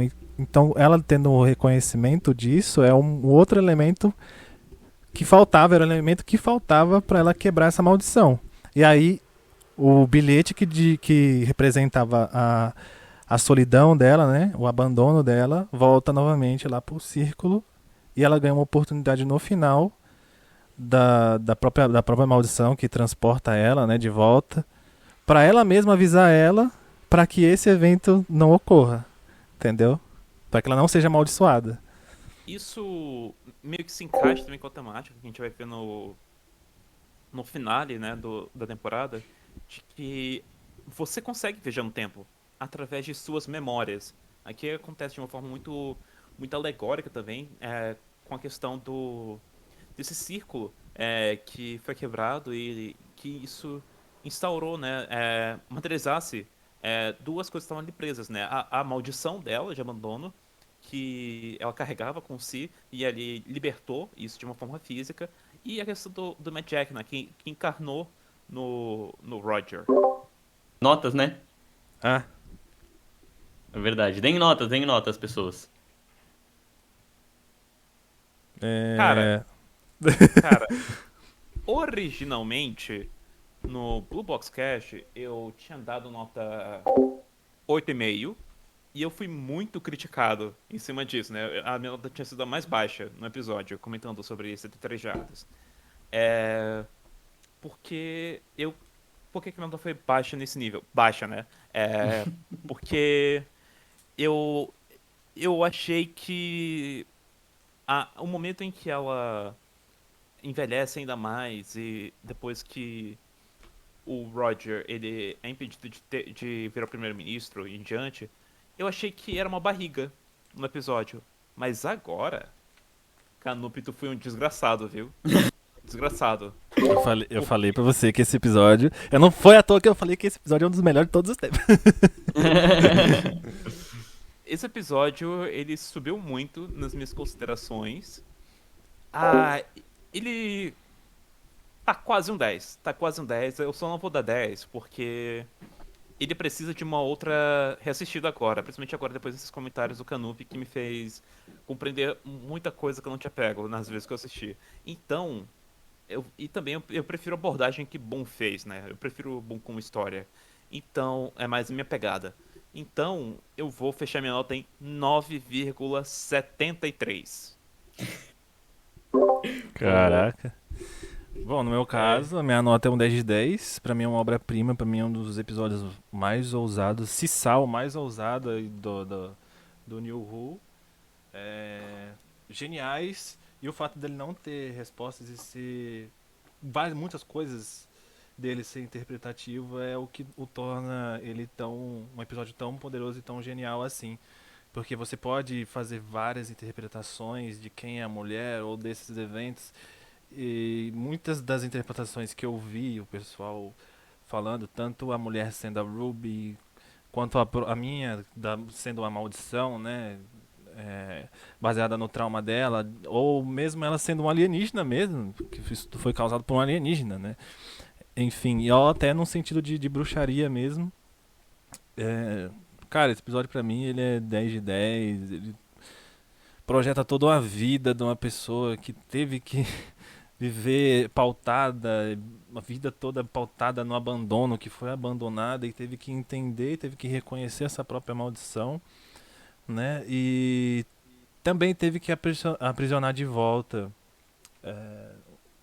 o Roger, que, como eu falei, ele é a personificação folclórica do próprio Mad Jack, que elas comentam, né? Que lá era meio que folclore, mas ele estava aprisionado naquele círculo. E falando em círculo, ele funciona como um círculo, né? Como um ciclo. Então, esse evento ele teve que acontecer para ele um dia deixar de acontecer. Então eu acho ele genial do início ao fim. E pra mim, o finale, onde revela... Pode soltar spoiler aqui? Onde revela Claro.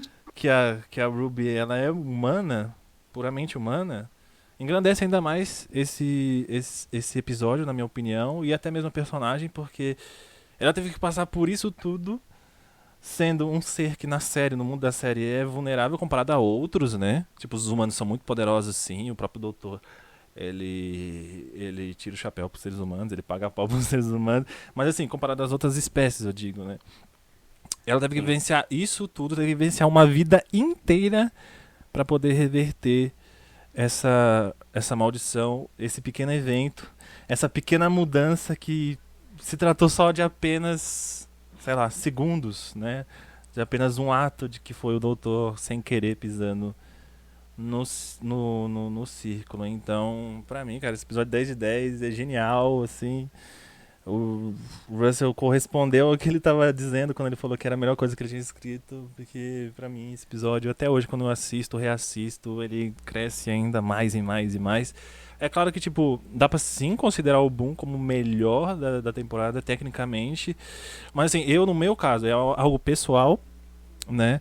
Eu considero o Seven Triads por ele ter mais profundidade, sabe? As mensagens do Boom, elas estão ali, elas estão todas ali, você consegue ver. Os 70 Triads você tem que procurar elas, você tem que interpretar elas, entendeu? E isso não significa que é algo ruim ou algo preguiçoso, não, porque é intencionalmente feito pra isso, estruturado e estruturalmente também feito pra isso, tá ligado?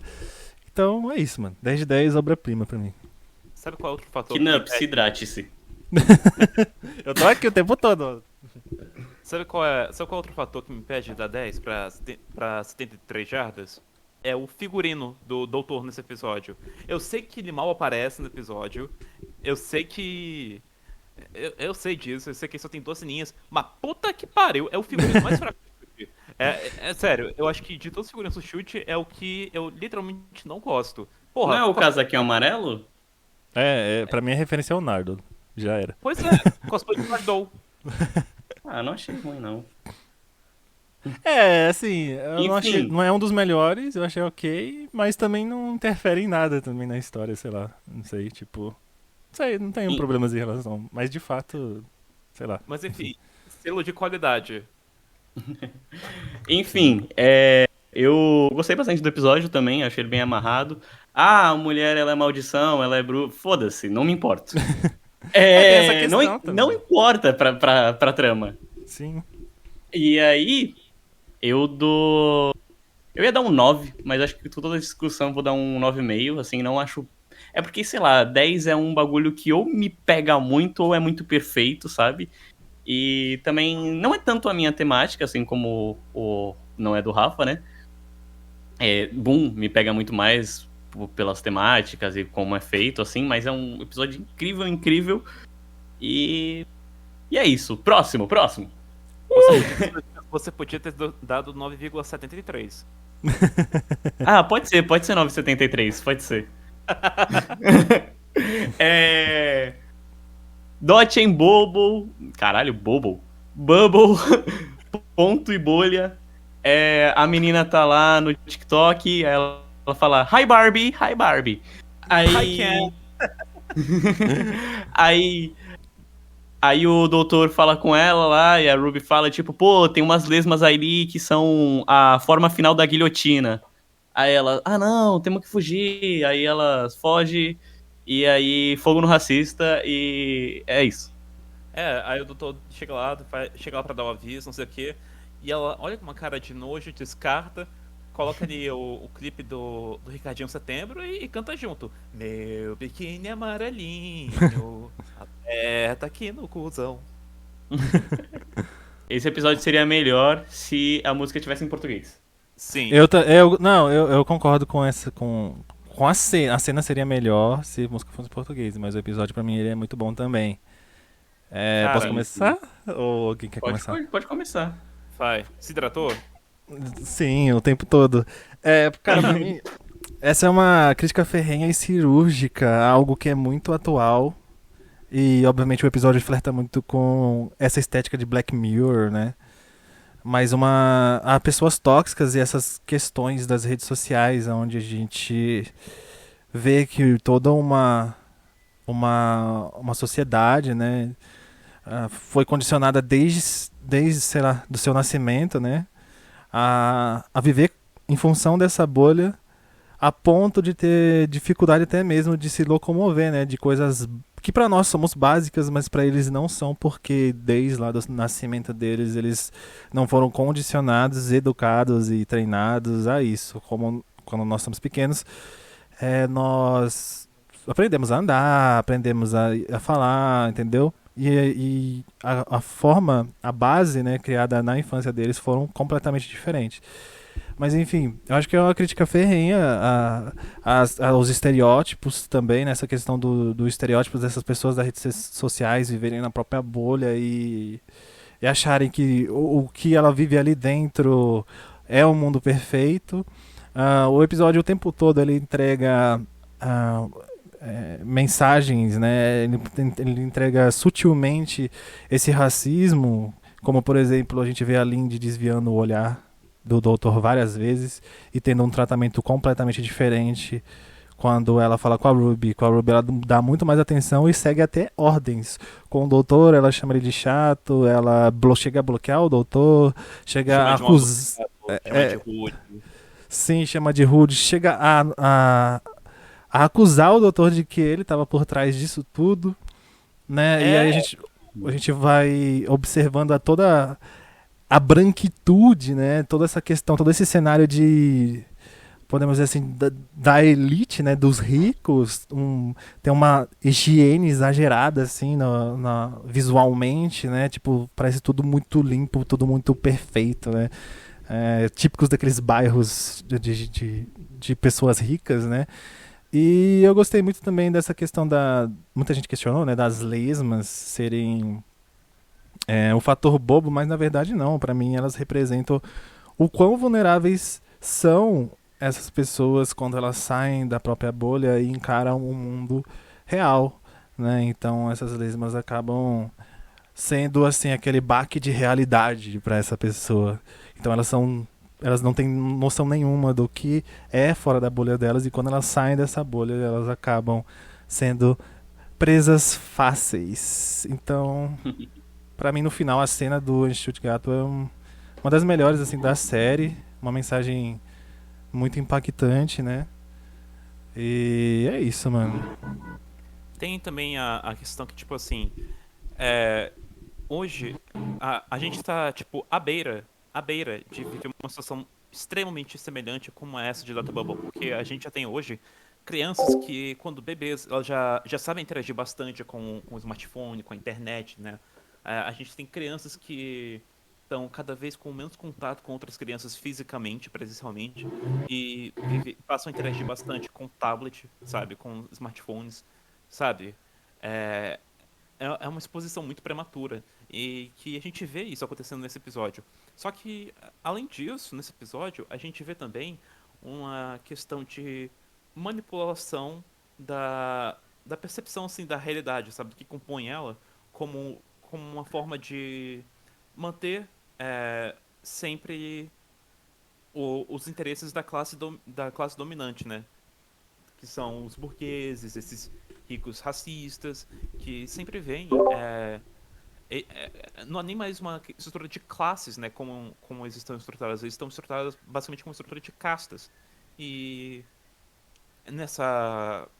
Na cidade Tempo Bom, é uma cidade totalmente cercada de verde, que eles enxergam como selvagem, e ali no centro, pum, uma bolha. E tudo ali é muito artificial, todas as cores são pastéis, sabe? Sim, Sim. Tentando dar um toque de suavidade, sabe? superficialidade, né? É Ela muito é muito artificial. propositalmente ela é muito exposta assim, né? Tipo, as cores, como você falou, a higiene é muito um lugar muito higiênico, e os próprios personagens, eles são intencionalmente muito superficiais, porque é a representação dessas pessoas que foram desde de cedo induzidas, né, a esse comportamento, a esse mundo da bolha, que eles são, E, sim, e eles Cara, eu vi até gente achando meio exagerado, só que é aquela coisa. Você provavelmente conhece alguém que é exatamente assim. e não, detalhe, foi em ponto- muito, cara, teve gente falando, eu acho assim, que essas pessoas que acharam essas coisas, eu acho que, usando desses argumentos, acho que meio que esse episódio, a carapuça meio que serviu, sabe? Porque teve muita gente Sim. acusando o Russell de ter feito uma mensagem boomer, tendo uma visão boomer de hoje, de como as redes sociais são. Não. Tipo, basicamente ele só tá é, vendo aqui um caminho que talvez a gente pode trilhar, né? Que talvez não seja muito bom, né? o Sim. comentário sobre as redes sociais é somente uma camada da mensagem que ele realmente está querendo tratar. Assim como o Boom, Dot and Bubble gira, faz malabarismo com muitas bolas, com muitos temas, temas distintos, só que todos eles se intercalam entre si, todos eles conversam entre si, sabe? É, por exemplo, o Russell, no Doctor Who Unleashed, ele comentou que, tipo, ele estava muito curioso para saber quanto tempo iria começar, quanto tempo iria levar para as pessoas sacarem o que estava acontecendo ali sobre o racismo ali presente. Quanto tempo que iria demorar para que as pessoas sacassem que não tinha nenhuma pessoa branca ali. Se seria 10 minutos depois que a aventura começou, 20, 30, ou seria somente no final, quando está explícito na cara. E se fosse esse o caso da pessoa, de ser somente quando tá explícito na cara, no final, aí tinha uma coisa errada com essa pessoa. Sim, sim. É, É, é até algo que eu comentei, né? No o Dot and Bubble eu participei do Blue Box Cast. É aham. até algo que eu comentei porque eu sempre assisto um pouco atrasado de todo mundo. E aí eu vi muito essa discussão assim no Twitter e eu até falei, pô, beleza, mas tá aí, mas ou é só o Twitter sendo o Twitter, sabe? E aí quando eu fui ver o episódio, talvez por conta disso, eu estava meio que em negação, assim, eu tipo, ok, tá aí, mas é isso mesmo. E depois repensando sobre isso, eu acho que eu fiquei nessa de tá aí de realmente é isso ou não, por conta que o tratamento de preconceituosos com o alvo do preconceito é muito parecido em todos os casos, tá ligado? Então, tipo, é aquela exclusão, ideias erradas, sabe? Sobre, tipo, você não faz parte do meu grupo. E até um bagulho que eu pensei, mano, se você pegar esse episódio, você tira o chute e você bota um ator chinês, a mensagem é a mesma, tá ligado? Você pode só Sim. trocar algumas palavras. Se você tira o chute, coloca, sei lá. Não, deixa o chute. Só que coloca ele sendo um gay mais extravagante. E você troca ali, porque a gente até comentou, né, Rafa, que tem personagens aí que são nitidamente gays. Mas você coloca um pessoal mais heterotop, assim, cara, a mensagem é a mesma, tá ligado? Só que você tá falando sobre LGBTfobia.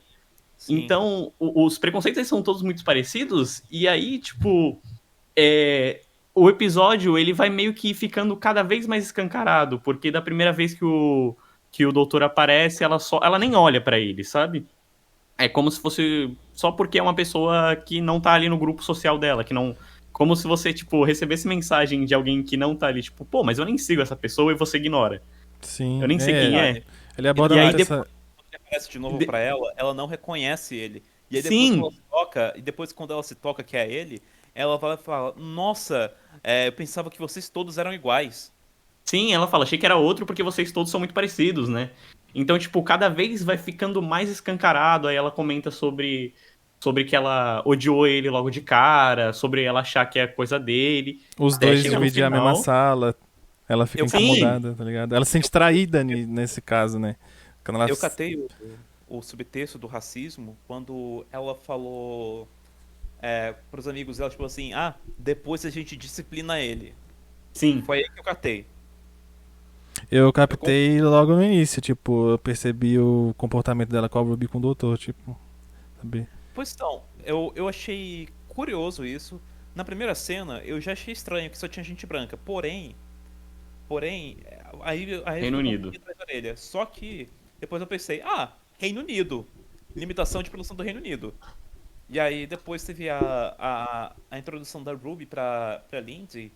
E no caso, eu pensei, tipo assim, ok, ela foi mais paciente com a Ruby porque a Ruby, ela fez a Lindsay achar que ela é mais esperta, sabe? A Ruby, ela baixou o seu nível. Sim, sim.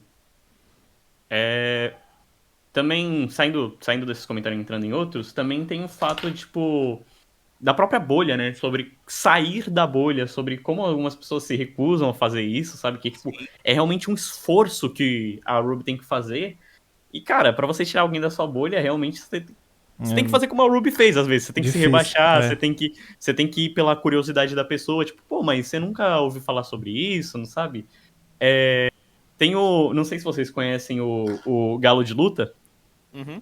Ele falou uma vez que ele fez o amigo dele ler Marx, porque ele chegou pro amigo dele e falou, pô, mano, eu li, só que eu não entendi nada, pô, tu que é um cara inteligente, por que tu não lê? E aí o cara depois voltou, tipo, pô, mano, o Marx é mó da hora, né? E aí tem o fato de quando ela vê as lesmas, depois ela quer voltar pra bolha, mas ela tá sempre olhando assim de canto, sabe? Vendo as lesmas comendo as outras pessoas. E é uma coisa que eu acho que eu até comentei no Blue Box Cast, que é tipo, cara, depois que você sai da sua bolha, depois que você descobre algumas coisas, tá ligado? Ou você, de qualquer forma, você nunca vai ser o mesmo que você era antes, tá ligado? Você pode até tentar, mas se você tentar, você vai ter sempre uma pulga atrás da orelha, assim, tipo, ou você é mau caráter, ou você é ignorante, tá ligado? Pois é, e... Tem essa questão dessa questão seletiva também, né, que o episódio aborda, tipo, dentro da bolha ela pode selecionar, essa pessoa aqui, você me irritou, então eu vou te bloquear, ou vou skipar a sua janela, tá ligado? E também a questão que eles foram condicionados, né, desde cedo a ficarem reféns da bolha, então muita gente fez memes, zoou e falou que a cena era ridícula da Lindy andando e dando com a cabeça no poste, mas na verdade só estava representando, né, essa coisa de que ela foi condicionada desde cedo, ou até mesmo desde quando ela era bebê, né, a viver em função dessa bolha, entendeu? E quando ela saiu, coisas que são simples, assim, para quem tá fora da bolha, ou para nós, assim, para ela não é totalmente diferente, é totalmente difícil Até mesmo quando o Rick September comenta que, eu costumo desligar a bolha por algumas horas e vou lá, faz atividades bem simples, tipo, leio um livro, e ela acha isso super um máximo, assim, tipo, super diferentão, tá ligado? Então acho interessante. A gente tem que lembrar que hoje em dia, não só hoje em dia, né? Mas tem adulto que não sabe fazer um arroz. Sim, Tá ligado? sim. Então tem Exato. várias Tem pessoas que que fritar ovo. têm tantas facilidades que não desenvolvem coisas práticas, que é tipo assim, só a sobrevivência de um adulto, tá ligado? Tem gente que não sabe fritar ovo, gente. Sim, Enfim, sim. Mas o caso, comentei no Blue Box Cash, né? E o Rafa tava lá. É que essas pessoas, elas ficaram tão presas nessa bolha e tudo mais, que elas não têm mais um senso geográfico, elas não têm mais um senso de materialidade. Para elas, o real é justamente estar em contato constante com as coisas da bolha, sabe? Sobre se distrair constantemente. É, e tanto é que a Lindy, ela não consegue entender a materialidade ali do poste, né? Tanto é que ela bate nele 2 vezes. Na mesa também. Mesmo Sim. na mesa Cara, também. sabe a associação? Sabe o que dá pra Cara, comparar com isso? Ah, É você fazer a conta no papel, matemática, e a calculadora, sabe? sim. cara, Tipo eu assim, a calculadora pensei, dá a eu pensei em resposta- outra coisa. A calculadora dá uma resposta muito, muito fácil. Tipo, na hora ali. Você não precisa fazer esforço nenhum. Agora, fazendo num papel, você tem que ter o conhecimento, tem que saber tabuada, divisão, entendeu? Eu pensei em outra coisa, porque eu lembrei do meu sobrinho mais novo. Meu sobrinho mais novo tem 1 ano. Então ele tá andando, assim, um pouco. E aí, esses dias, eu vi ele entrando aqui em casa. E aí ele foi subir aquele degrau. Tá ligado quando você dá calçada pra casa que tem um degrauzinho, assim? Ah, E aí, a primeira vez, ele teve muita dificuldade, ele tentou pisar mesmo, tá ligado? Aí da segunda vez, ele foi correndo, assim, e aí ele se abaixou, foi normal, foi na moral, tá ligado? Já conseguiu ir mais... E é basicamente isso, tá ligado? Ela nunca andou por si só, ela não sabe o quanto de distância é um passo. Ela não sabe, tipo, beleza, eu vou pro lado, mas o quanto pro lado. Ela não tem senso Então- de direção também, né? Então, tipo assim, tanto que depois ela começa a andar com o Ricardinho Setembro, e aí ela aprende, porque ela, tá ligado? Ela finalmente tá desenvolvendo essas habilidades. Sim, e tem aquela a influência coisa, ou da ela figura aprende, do ou ela herói vira também. Né? ou ela aprende ou ela vira papa da Do Lesma. ídolo, no Essa caso. coisa. Mas tem também a questão que, tipo, eles não sabem aonde eles estão. Tipo, ela não sabe o apartamento dela, não sabe aonde que fica, não sabe como que é a decoração, ela não sabe como que é o local de trabalho dela. Ela sabe que supostamente os amigos dela trabalham na mesma sala que ela, mas ela, tipo, não sabe como que é o ambiente de trabalho dela. E bacana também da direção do episódio é que, tipo, no escritório dela, do lado da mesa dela tem uma janela, e essa janela tem umas frestas translúcidas. E tais quais as janelinhas de interação da bolha, né? Que são meio translúcidas. Só que é muito difícil você ver além. Então, apesar de ter essa janela, você não vê o externo, assim como a Sim. bolha. Uhum. E é isso, sabe? E os É- estranhamentos também, né? Tipo, com comunicação real, tipo, o abraço foi um evento, sabe? Porque ela não foi condicionada desde que ela nasceu. Ela não foi condicionada ou educada a aprender essas coisas que pra nós é o essencial, é o simples. Porque ela sempre ficou à mercê da bolha dela, entendeu? A bolha dela é quem que guia ela, é a muleta dela pra ela se locomover, pra se comunicar, pra trabalhar. Então ela só tem a visão do mundo dela sendo aquilo ali. Então é genial, cara, essa crítica do Russell. Porque de E fato até pessoas o- que estão dentro da bolha só enxergam o que estão dentro da bolha, né? E eu ouso dizer que ela nem mesmo sabe como é que é o próprio rosto dela, porque quando ela vai escovar os dentes lá, ela tá escovando os dentes enquanto ela tá interagindo na bolha. Ó, eu diria que ela sabe porque esse tipo de pessoa adora tirar foto de si mesmo. E a Mas- Ruby comenta, né? Eu vi suas fotos lá com uma roupa Sim, tal, sim. gostei muito. O Knapp tava falando sobre o abraço e tudo mais, e até tem esse distanciamento social, né? Porque apesar dela ter todos os amigos ali, cara, não é tudo muito superficial, não é uma amizade verdadeira, sabe? Ela não tem capilaridade. Então, as pessoas morrem, ela não exatamente tá triste com isso, sabe? Ela tá, Sim. tipo assim, É a mesma coisa quando, sei lá, a gente tá vendo. A mesma coisa da gente ver esses personagens morrendo. A gente, pô, é horrível, mas não são. A gente não tem uma conexão com esses personagens, não são pessoas reais. Então a gente não chora por eles. Então, pra ela é a mesma coisa, sabe? São pessoas distantes. E até o Ricardinho Setembro, já dando spoiler aqui, né? Do final do episódio.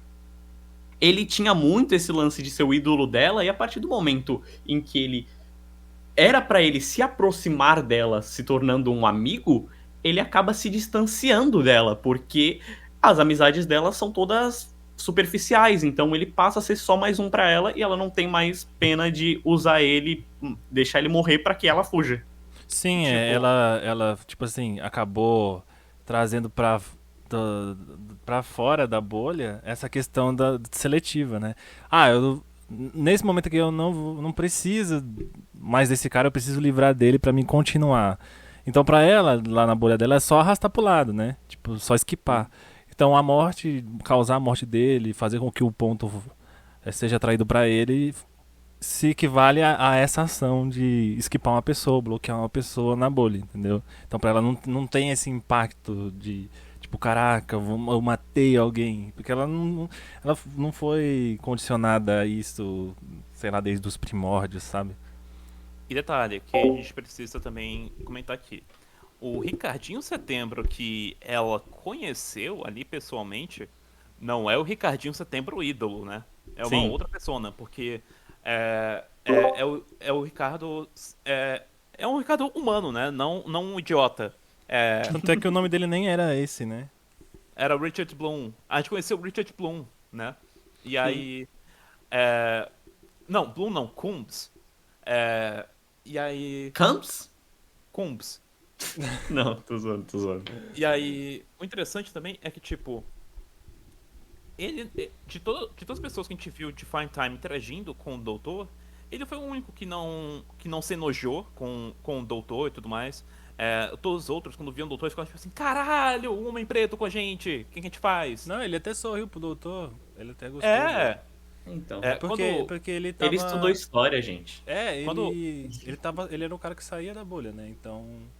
Quando eu gravei o Blue Box Cash, eu fiz um questionamento sobre a questão da moralidade do Rick September, porque o ponto, ele mata o Rick de imediato. Só que tem aquela questão, né? Ele trata bem com o doutor, ele se dá muito bem com o doutor e tudo mais. O Rick, e também o Rick, ele tentava fazer vídeos de alerta para a comunidade, só que o algoritmo barrava, porque queriam porque não ia de encontro com o que os outros queriam saber, sabe? Não vinha de encontro com o que os outros queriam consumir.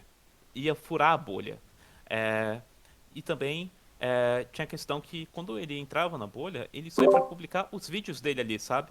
O plano do Rick Setembro era basicamente de procurar engajamento e depois quebrar a bolha. Só que o algoritmo barrava de quebrar a bolha. E ele só ficava 2 horas ali e pronto. E aí quando a IA foi matar ele, só foi com base com base no conteúdo dele que chegava nas outras pessoas, né? Que eram as dancinhas e tudo mais. Então lia ele como tão superficial quanto. Sim. E teve muita gente também, né, que criticou, ficou falando, nossa, a personagem da Lindy é muito chata, os personagens são muito chatos, são muito Mas irritantes. Então, Mas é pra ser. aí eu falei assim, eu falei assim, cara, como o pessoal tem uma visão tão superficial das coisas. Assim, nem sempre, acho que sempre, nada é baseado no que você quer, tipo, do que o público quer, mas sim o que o autor da obra quer transmitir. É aquela E o coisa, história o personagem necessita, bom, ele né? não precisa ser um mocinho. Então era exatamente isso que o Russell queria que você sentisse por essas pessoas, porque são realmente irritantes, são realmente superficiais. E todo mundo ficou questionando, não, a personagem é muito chata, mas é pra ela ser chata, entendeu? É pra representar essa pessoa tóxica, entendeu? Então, muito bom o episódio. Nossa, essa temporada, eu adoro essa temporada, cara, de verdade. Eu acho interessante porque o episódio ele começa se vendendo como algo superficial na superfície, sabe? Como algo muito caricato na superfície, só que à medida que vai passando, você vai compreendendo a mensagem dele, que é como os burgueses eles conseguem criar ferramentas para que aconteça uma manipulação de comportamento e para justificar a sua opressão com as minorias, com pessoas que são diferentes deles, para criarem classes baixas, para criarem castas, né? E utilizar a força de trabalho Padrões delas também, né? Tipo, Exato. o que é perfeito, o que não é perfeito. Por isso que o cenário é tudo bonitinho, tudo bem higienizado, sabe? Tudo Quando, quando o Rick September ele apareceu pela segunda vez, eu não reconheci ele, né? De tão diferente que ele tava caracterizado. Eu comentei isso lá no Blue Box, que ele apareceu de uma forma, tipo assim, todo garoto colírio, da capricho, não sei o que, todo sensualizado. E aí quando ele apareceu pra ela, na vida real, era só um cara branco. Só isso. E é incrivelmente só um detalhe, tá? Mas é incrivelmente, muito incrível, assim, como ele parece muito, mas muito o Josh Hartnett, criador de conteúdo gringo australiano, Sim. de Doctor Who famoso. E outro comentário que tem que ser feito é que o Rick September, ele lembra muito o Doutor na sua forma de agir. Muito. Sim. Acho que até É, pra fazer esse contraste, né? Tipo, esse contraste no sentido de demonstrar ainda mais o racismo da Lindy, né? Tipo, a pessoa com a exata mesma personalidade, só que com o tom de pele diferente, ela aceita, tá ligado? exato. E aí eu fico me perguntando, porra, será que se com qualquer outro doutor ela poderia ter virado uma companion para acidente? Ou Eu não? acho que não. Assim, eu acho Tomara que que ela não. ia querer, mas eu acho que Acho que eles o doutor iam não se ia tocar. aceitar ela. O doutor não ia É. aceitar ela por Mas esse senso dela seletivo, sabe? De tipo. eu acho. Eu Eu acho, acho na que ela, verdade, é uma eu acho coisa que que ela eu. não iria querer. Eu acho que ela não iria querer, sabe por quê? Porque a Ruby, ela já tem uma resistência com a Ruby, porque a Ruby, ela é estrangeira, ela é de fora. Sim, isso que eu ia Sim. falar. É isso que eu até falei lá no Blue Box, que tipo assim, que eu não lembro, você e o Gabriel, eu não lembro o que vocês estavam falando exatamente sobre A gente tá se comentando for. sobre a cena do racismo, e eu comentei que eles até poderiam considerar ir com ele se fosse a Ruby vendendo essa imagem da TARDIS pra eles, como se fosse ela a pessoa em poder da TARDIS. Só que aí vocês Sim. comentaram que não, porque ela ainda veria a Ruby como uma estrangeira, como uma pessoa de fora. E E vocês eu até falei, percebem também que o lado de fora da bolha, ela é representada como uma floresta, né? Então, dá pra como associar. selvagem, né? Dá pra associar essa coisa, né? Tipo, quem tá fora daqui é um selvagem, tá ligado? Tipo. Exato. E aí eles falam sobre desbravar a mata, como nossos ancestrais fizeram. Vamos dominar tudo! Eles falam sobre colonizar. E falam sobre. Quando falam, tipo assim, mas a gente não pode viajar com vocês, é que a gente tem certos altos níveis aqui pra manter. Filha, Sim, você tava sim. batendo no poste. Né? Pois Tá é, ligado? a gente tem altos níveis pra manter, não sei o quê. E aí. Aí a Ruth Pai falando, isso aí, mas por dentro, isso é voodoo. Aí começam os estereótipos, né? Aí tem o nojo, né, do cara falar que, se afastem, vocês podem se contaminar, né? Vamos embora aí, deixa esses caras aí, entendeu? Perfeito, cara. Episódio perfeito. Ó, esses 3 últimos episódios são perfeitos. A construção deles, os detalhes. Não, cara, é de verdade. Eu Sim, sim. custo a enfatizar isso porque, infelizmente, ocorreu uma histeria maluca aí por conta do finale e todo mundo começou a desqualificar a temporada, desqualificar tudo, fala que tudo na verdade foi uma perda de tempo. Nada a ver, cara. Olha a construção desses episódios, olha a narrativa, Olha, olha olha essa- olha o aprofundamento, olha os temas que nós falamos aqui hoje, as coisas que nós abordamos aqui hoje, às vezes, tipo, baseado só numa cena, tipo, numa sequência de cenas, sabe? E pra Então, mim, Eu acho que isso cabe até com o que eu tava falando lá no Blue Box Cast, né? A primeira parte, se você não viu, você já sabe o que eu vou fazer com você. É, mas que a gente falou sobre a única coisa que a gente mudaria é a ordem dos episódios, e eu acho que realmente eu achei meio estranho 3 episódios tão bons em sequência e no meio da temporada, sabe? Então eu acho que seria detalhe, mais episódio, pelo marketing mesmo, talvez seria melhor colocar o Boom como segundo, não como terceiro episódio. e você vê o efeito do detalhe, Rogue, né? Que é um episódio bem mais que segue o habitual de Doctor Who, né? Uma aventura rotineira, tem toda aquela questão Sim, da relação do Doutor com o Rogue. Ele é um episódio mais envolvente, que tem uma aventurinha ali que é só pra cumprir tabela, né? Cumprir calendário. E você vê o contraste depois do Dot and Bubble, do Seven Triads e do Boom. que todo mundo já ficou, parece que todo mundo ficou muito mais exigente, né? Pela qualidade que Sim. estava sendo apresentada e muitas pessoas falaram, Detalhe, foram 2 episódios Dr. Light seguidos. sim, Sim. E mas Dot and Bubble, eu acho que tem a cena que eu diria que é a mais importante, não só essa temporada de Doctor Who, mas também para esse momento histórico que Doctor Who tá tendo, que é pela primeira vez tem uma era com um protagonista sendo um homem negro, né? Não é a primeira vez sim, que a gente tem uma encarnação negra na cronologia principal, né? A gente teve isso com a Doutora Fugitiva, mas a gente tá finalmente agora vendo o impacto que é ter uma encarnação negra na série, no sentido de tipo a gente já teve episódios se tratando sobre racismo, mas a gente nunca viu o doutor sendo vítima de um racismo. E aqui, exato. quando ele é a vítima, ele não cata de primeira. Porque ele tá tão acostumado. Por vários fatores. Ele é muito acostumado com uma visão diferente da humanoide dos humanos, né? Porque o É, comportamento de Fahrenheit, apesar de Cara, não serem exatamente. reflete a Apesar, personalidade dele, né? E a índole dele também, sabe? Porque, sim. E a ele enfim, gente quer. pode até pensar nisso, assim, agora vou fanficar aqui, tá? Mas Ah, a gente pode até pensar nisso como do outro lado, sabe? O que estava acontecendo com a Ruby e o Doutor na Tardes? Porque a Ruby, ela é filha e neta de mulheres negras, né? Então ela reconhece, ela, tipo, não foi com ela, mas ela viveu isso. ela Então vivenciou a isso gente de pode segunda mão. sim. A gente pode até pensar que.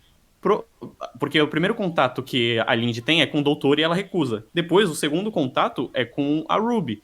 Talvez a própria Ruby tenha se tocado disso já de cara e ela. Calma aí, eu falo com eles, tá ligado? Então, por ela já ser acostumada, ela já tinha se tocado disso antes. Mas o doutor, por não estar acostumado, ele só se toca no final. Eu acho que a Ruby ela se tocou quando aparece o doutor e ela juntos na mesma chamada, e a Sim. Lindy ela vai lá e direção pergunta pro doutor: Peraí, isso aqui tem a ver com você? Eu acho que foi aí que ela se tocou. Mas. tipo, ela se sente meio que traída também, né, a Lindy, quando ela sabe que os dois estão dividindo a mesma sala, entendeu? Sim, sim. E tem essa questão Mas. também, né, de tipo, ela acusar ele. A primeira coisa Sim, que ela Sim. faz é acusar ele, não, é você, entendeu? Então, sim. tá tudo explícito na tela, né, de forma um pouco sutil às vezes, mas é, Mas Cada vez menos. é, o meu comentário que eu tava fazendo aqui, que inclusive é o que eu fiz no Blue Box, é que, tipo, o doutor ele tá muito acostumado a simplesmente não se preocupar em relação a etnias e tudo mais, e ele também vem de uma outra civilização, de uma outra sociedade. A Ruby, ela tem mais contato com isso porque ela começou a viajar com o doutor faz pouco tempo e ela foi criada por 2 mulheres pretas. Então ela tem contato com isso, a vivência disso de segunda mão. Então pra ela fica muito mais explícito. E também tem outro fator. O doutor, por quê? 15 ou 16 vidas antes, foi uma pessoa branca. A maioria delas um homem branco e depois uma mulher branca. A única vez que a sua autoridade foi questionada, se não por aparentar ser uma pessoa louca, se por apesar de ser um homem louco, foi por questão de gênero, que foi por conta da doutora. Mas mesmo assim, sempre era uma pessoa branca, né? Então, e- quando ele era um homem branco, quando sua autoridade era questionada, era porque viu ele feito um louco. Aqui, ele pensou que estava sendo visto feito um louco. Mas não. Só depois, quando a Ruby ela saca primeiro o que tá acontecendo. E aí quando o lembrei. doutor saca, ele ri do ridículo. Ri do ridículo Sim. e começa a gritar. E você vê que a reação da Ruby, né, cara? Tipo, nossa, é como o Giovanni Zola do Cofre Nerd costuma dizer, né? A Millie Gibson, ela é perfeita pra transmitir essa sensação de tristeza. O jeito que ela chora, né? O jeito que ela reage negativamente com as coisas ou de forma triste é sensacional. E você vê a reação dela, tipo assim, incrédula. Eu não acredito que isso tá acontecendo, né? E tal, sabe? Tipo, ela até fica meio assim, pô, doutor, não vale a pena. Essas pessoas aí, elas não têm. Não tem cabeça, não tem cérebro, não tem neurônio, entendeu? Então não vale a pena. E o doutor vai lá e insiste, né? Porque é o do personagem, independente do que as pessoas pensam dele, ele quer salvar vidas no final de tudo, né? E uma outra coisa que eu ia falar, que eu tinha esquecido no caso, a gente lamenta, né, numa oportunidade dessa aí, que o Russell soube aproveitar, né? E o Chibi não tendo a primeira doutora, né? Primeira vez que o Doctor é mulher, não trouxe nada disso, né? Ou só trouxe, tipo, pouca coisa, ou nada de tão relevante, assim, que a gente acaba lamentando bastante, né? Envolvendo... Ironicamente, ele falou mais sobre racismo, principalmente no Rosa, do que Sim, sobre machismo. exatamente. Agora, aqui cabe uma crítica. Um elogio e uma crítica ao Russell. Sendo bem sincero, eu estou absurdamente surpreso que um episódio com esse brilho, com esse cuidado, com essa delicadeza, surgiu da mente de um homem branco. Eu tô realmente muito maravilhado e eu acho que isso é uma grande vitória para o luta antirracista. De ver pessoas brancas tendo esse cuidado e toda essa delicadeza para entregarem uma obra tão bem feita quanto essa e de isso não ficar limitado apenas para autores pretos. Porém, a crítica que vem é o seguinte: todo mundo que escreveu para a temporada do Doctor Who foram pessoas brancas. Todo Então, um mundo. amigo meu falou isso. E se você buscar também, cara, isso não só reflete na série de TV, mas você pega na Big Finish também. Eu acho que só teve uma escritora. Acho que nem foi de audiodrama. Não foi. Na Big Finish todos são brancos também. Mas acho que foi de um livro que ela é preta, né? Então, assim, pai é demais, né? Só tem Pois é, todos brancos, tipo assim. pois é. Então, tipo, em questão de episódio, é 10 de 10. Fácil. Fácil e é uma grande vitória para o luta antirracista. Porém, tem esse lado negativo, que, tipo, porra, nenhuma pessoa preta foi convidada pra escrever pra temporada. Eu não me refiro nem a esse episódio ficar pra um autor, pra uma pessoa preta pra escrever, mas, tipo, uma pessoa que não seja branca escrever alguma Então, coisa pra mas temporada. isso aí eu acabo relevando porque temos personagens, né? Tipo, o próprio doutor, a mãe da Ruby, Sim, sim. a avó da Ruby, né? Hum, E a, eu, próxima eu vou com. e a Tem próxima mais? Companion também, né? Sim, Mas, sim. mas Assim, eu concordo extremamente com o Rafa, tá ligado? Eu acho que apesar de ter os eu também. personagens de tipo, apesar de ter os personagens e obviamente e tem ali sempre, principalmente os protagonistas, né? Eles vão acabar colocando pontos ali que vão ir pro roteiro, mas, cara, é aquilo. Uma luta antirracista, anti-preconceitos no geral, ela precisa das outra pessoa, tá ligado? Uma luta antirracista precisa de pessoas brancas, porque não pode virar uma luta de nós contra eles, porque é justamente isso que o preconceito é, uma luta de nós contra eles. Mas ao mesmo tempo, cara, tá ligado? Você tá falando sobre isso ao mesmo tempo que você não está exatamente fazendo o que você diz. E justamente, eu acho que talvez nem pra esse episódio, mas pra um outro episódio dessa temporada, porque também, se chamasse uma pessoa negra apenas para esse episódio, ia ficar aquela coisa tipo, pô, você só chama uma pessoa negra pra falar sobre racismo, tá ligado? Tudo é só o que você consegue pensar quando você vai chamar uma pessoa negra pra escrever? Então, eu costumo, assim, olhar mais pela... Assim, eu acho que tem totalmente razão, eu também questiono, tipo... Até quando um amigo meu comentou sobre isso, bem antes, né? Sobre essa questão de não ter... Só ter gente branca escrevendo, eu fui até na Big Finish, porque eu fiquei tentando buscar, assim, né? E aí eu entrei naquele Tardes Week da lista de escritores e realmente só tem só uma mulher, só que acho que foi que escreveu... ahn, acho que foi um livro, eu não lembro agora, não posso trazer a informação precisa aqui, mas enfim. É, também concordo, mas eu acho assim, para ficar assim, eu vejo assim como o crescimento como pessoa do próprio Russell, sabe? Tipo assim, o cara realmente ele tem toda esse essa noção, né, social de classe e o que o episódio quer transmitir. Mas de fato é bem questionável, assim, essa questão dos escritores. Eu acho que tipo, fica menos alarmante essa situação por ter personagens, né? É, pretos e tal, né? Tipo a mãe da Ruby, a avó, o próprio doutor. E É depois no aquela final coisa. também tem a Harbinger também, a próxima Companion. Mas de fato, cara, a gente precisa ter voz da. Entendeu? Tipo, não é só. Sabe, é É aquela, pai essa parada de ser. Falar, né? é É, aquela Não é coisa. só falar. É aquela coisa exato. que eu não. de boa intenção o inferno já tá cheio. Sim, tipo, é aquela coisa do... Nossa, eu esqueci, tem um termo pra isso, mas tem um termo a ver com baleia pra isso, esqueci o nome. Mas puxando. é aquela coisa de... Pô, a pessoa tá na internet, tipo, falando, direitos iguais, não sei o que, e aí, tipo, ela não faz nada, e só de falar na internet ela já se sente, pô, sou super inclusivo, né, Sim, pô, sim. eu postei um negócio falando sobre casamento gay, tá ligado? Chegou o mês do orgulho, trocou o ícone pra ter a bandeira queer. Nossa, lacrou. Sim. Nossa, olha só essas empresas, agora elas estão todas coloridinhas. Mas Mas, é porque, tipo assim, puxando aqui o meu espantalho da era do Russell, da Star Beast, é... por que eu tô puxando aqui?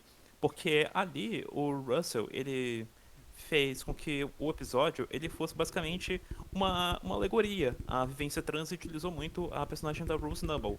Só que até boa parte do tempo do episódio ele estava construindo bem a questão da sua mensagem.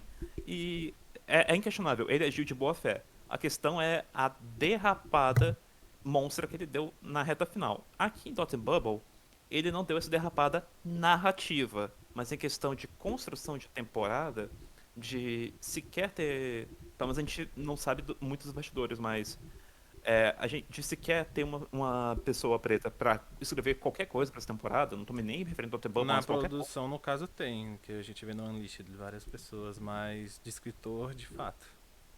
Não Nesse tem. ponto que eu tô querendo fazer. De não ter alguém não branco escrevendo qualquer coisa pra temporada, sabe? É uma coisa que, para nossa sorte, a gente não sentiu o reflexo disso em Dot and Bubble, mas isso foi uma exceção, não é a regra, sabe? Sim, sim. Mas enfim, eu acho que mesmo com isso tudo, eu acho que fica um saldo positivo pela mensagem, né? Muito importante aí, Sim. não só nessa questão das redes sociais, mas também dessa questão seletiva, né? Do racismo e tal. E pra mim corresponde à qualidade dos episódios anteriores, né? O Boom, o 73 Yards. E, nossa, cara, pra mim, assim, essa temporada é. Nossa, meu Deus, né? É muito boa, velho, de verdade. Eu tô quase. Eu vou sair daqui e eu acho que eu vou assistir ela toda, mesmo que eu termine 5 horas da manhã, tá ligado? Mais comentários? A gente já cobriu aqui o quê? Metade da temporada? Sim, Sim. acho que sim. Mais a metade, na verdade, né? Enfim. É, a só vai gente, faltar a gente os falou três. de 6 episódios já, falta só os últimos 3. Peraí, a gente já falou de 3 aqui nesse bloco? Já. Falou Já. no Boom, 73 Boom. Yards. Tá acabando o meu já, isso aqui já é o final do podcast. O podcast tem que acabar o podcast. Cara, 10 de 10, mas com essas ressalvas que eu falei pra produção da temporada. Fica anotado aí pra temporada que vem. No meu caso, minha nota é um 8,5 de 10, ou um 9, vai. Um 9 também, igual o Devil's Cord. Eita, Sim. Tipo. Sei lá, eu acho que ele cumpre a proposta dele, né? Transmite muito bem essa mensagem. Detalhes bem sutis. Tem aquela coisa, né, que o Russell ficou. Sutis que vão crescendo, né? E o Russell ficou curioso pra ver quando que as pessoas iam perceber. E olha, se eu falar pra vocês. Assim, vocês não vão ficar surpresos, né? Mas tem pessoas que não perceberam. E nem Caraca. identificaram a mensagem no final. Não Elas souberam. são brancas? Sim. Enfim, continuando. No- Eu acho acho que que- sim. Ele tem essa proposta da crítica e tal, mas eu não dou 10 de 10 porque. Sei lá, assim. Juntando com um plotzinho, né? Todo o caminho que o episódio segue também. Eu acho que, assim, não sei. Pra mim, ele não chega a ser uma obra-prima, irretocável, sabe? Mas muito bom, Sim. 9 de 10. Eu vou dar 10 de 10 também. Abaixo de Boom ainda, mas 10 de 10. Cara, é um episódio, assim, que ele fica repassando na cabeça, tá ligado? De tudo, assim. Sim. Principalmente sobre reparar, que a gente falou. Cara, depois que você repara, você fica analisando na sua mente, assim, todo o anterior do episódio. E você Sim. fica... Ah, tá. Ah, tá. E aí você pensa na sua vida e. Ah, tá. Então, reflete muito. Cara, cara, pra você ver só, esses três últimos episódios, quão profundo eles são, né, cara? Tipo, quão detalhistas eles são. Quanto mais a gente fala deles, a gente encontra mais detalhes e eles engrandecem cada vez mais, né? Então, Sim, Uhum.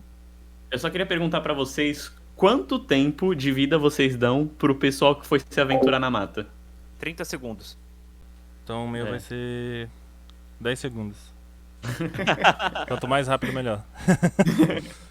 Eu falei no Blue Box Cast que eu dava 30 dias porque eu acho que vai ter algum cara que de algum jeito ele vai ficar tocado numa caverna e aí ele vai morrer de fome e as pessoas não morrem de fome tão rápido assim. Sim, É verdade. Os caras não sabem não tem nem senso de direção, né? Então, sei lá. Então, eu até comentei que eu acho que metade caiu daquele barco e morreu afogado. Já era. Aí eles não sabem nadar, né? Aí já era, Então. morreu todo mundo. Eu espero que tenha morrido todo mundo mesmo. Mas Nossa. bom, com essa mensagem linda de esperar que todo mundo tenha morrido, a gente vai encerrando aqui essa parte, mas não acaba aqui, porque se tudo der certo, no dia seguinte, a estreia desse episódio vai estar lá no É Tarde Demais, Exato. a terceira parte ali com o Knup, eu e o Rafa. E se eu souber que você não foi ver a terceira parte depois de ter visto a segunda, assim que eu me regenerar no David Tennant, eu vou cortar a minha mão, vou botar num pote em conserva e guardar na sua geladeira. Yeah. E pessoas, eu sou o Rafa França, pessoas, se despeçam e falem das suas redes sociais, tudo mais, as coisas. Bom, eu fui aqui o correspondente do Blue Box Cash, Rafael Wayne. Vocês podem me encontrar no Twitter, @rafae_Wayne, e Instagram, @RafaelWayne, 2 Fs nas duas contas. E vocês também podem encontrar o Blue Box Cash no Spotify, no Twitter e no Instagram, @BlueBoxCash. Uhul! Eu sou o Knup, do canal Tarde Demais, do canal do YouTube. Vocês podem também encontrar os meus conteúdos de Doctor Who no Instagram. Lá tem tanto memes quanto análise dos audiodramas que eu ouço. Eu interajo com o pessoal lá nos stories. Tô sempre ativa lá, à disposição também para quem quiser tirar uma dúvida ou quiser conversar, entrar em contato, enfim. E no canal do YouTube, peço para que vocês, se caso interessar, né, visitem, porque lá tem bastante conteúdo maneiro, de vários estilos de quadros, de vídeos, né? Desde icebergs, rankings, tem uma conversa de Ruvian, que é basicamente, né, ou quase que um podcast, uma conversa informal, sei lá, podemos dizer assim, sobre um determinado assunto. É isso. Convido vocês a conhecerem não só o meu canal, mas o de todos aí, né? Também o do Rafael, também o Blue Box Cast. Tamo junto. Yeah. Eu sou o Rafa França, eu fui o seu host e todos os... enfim, todas as redes sociais estão na descrição, a deles também vai estar na descrição, vou colocar tudo certinho aí. E agora você vai até o Agora é Tarde Demais e falou! Falou! Tchau, tchau.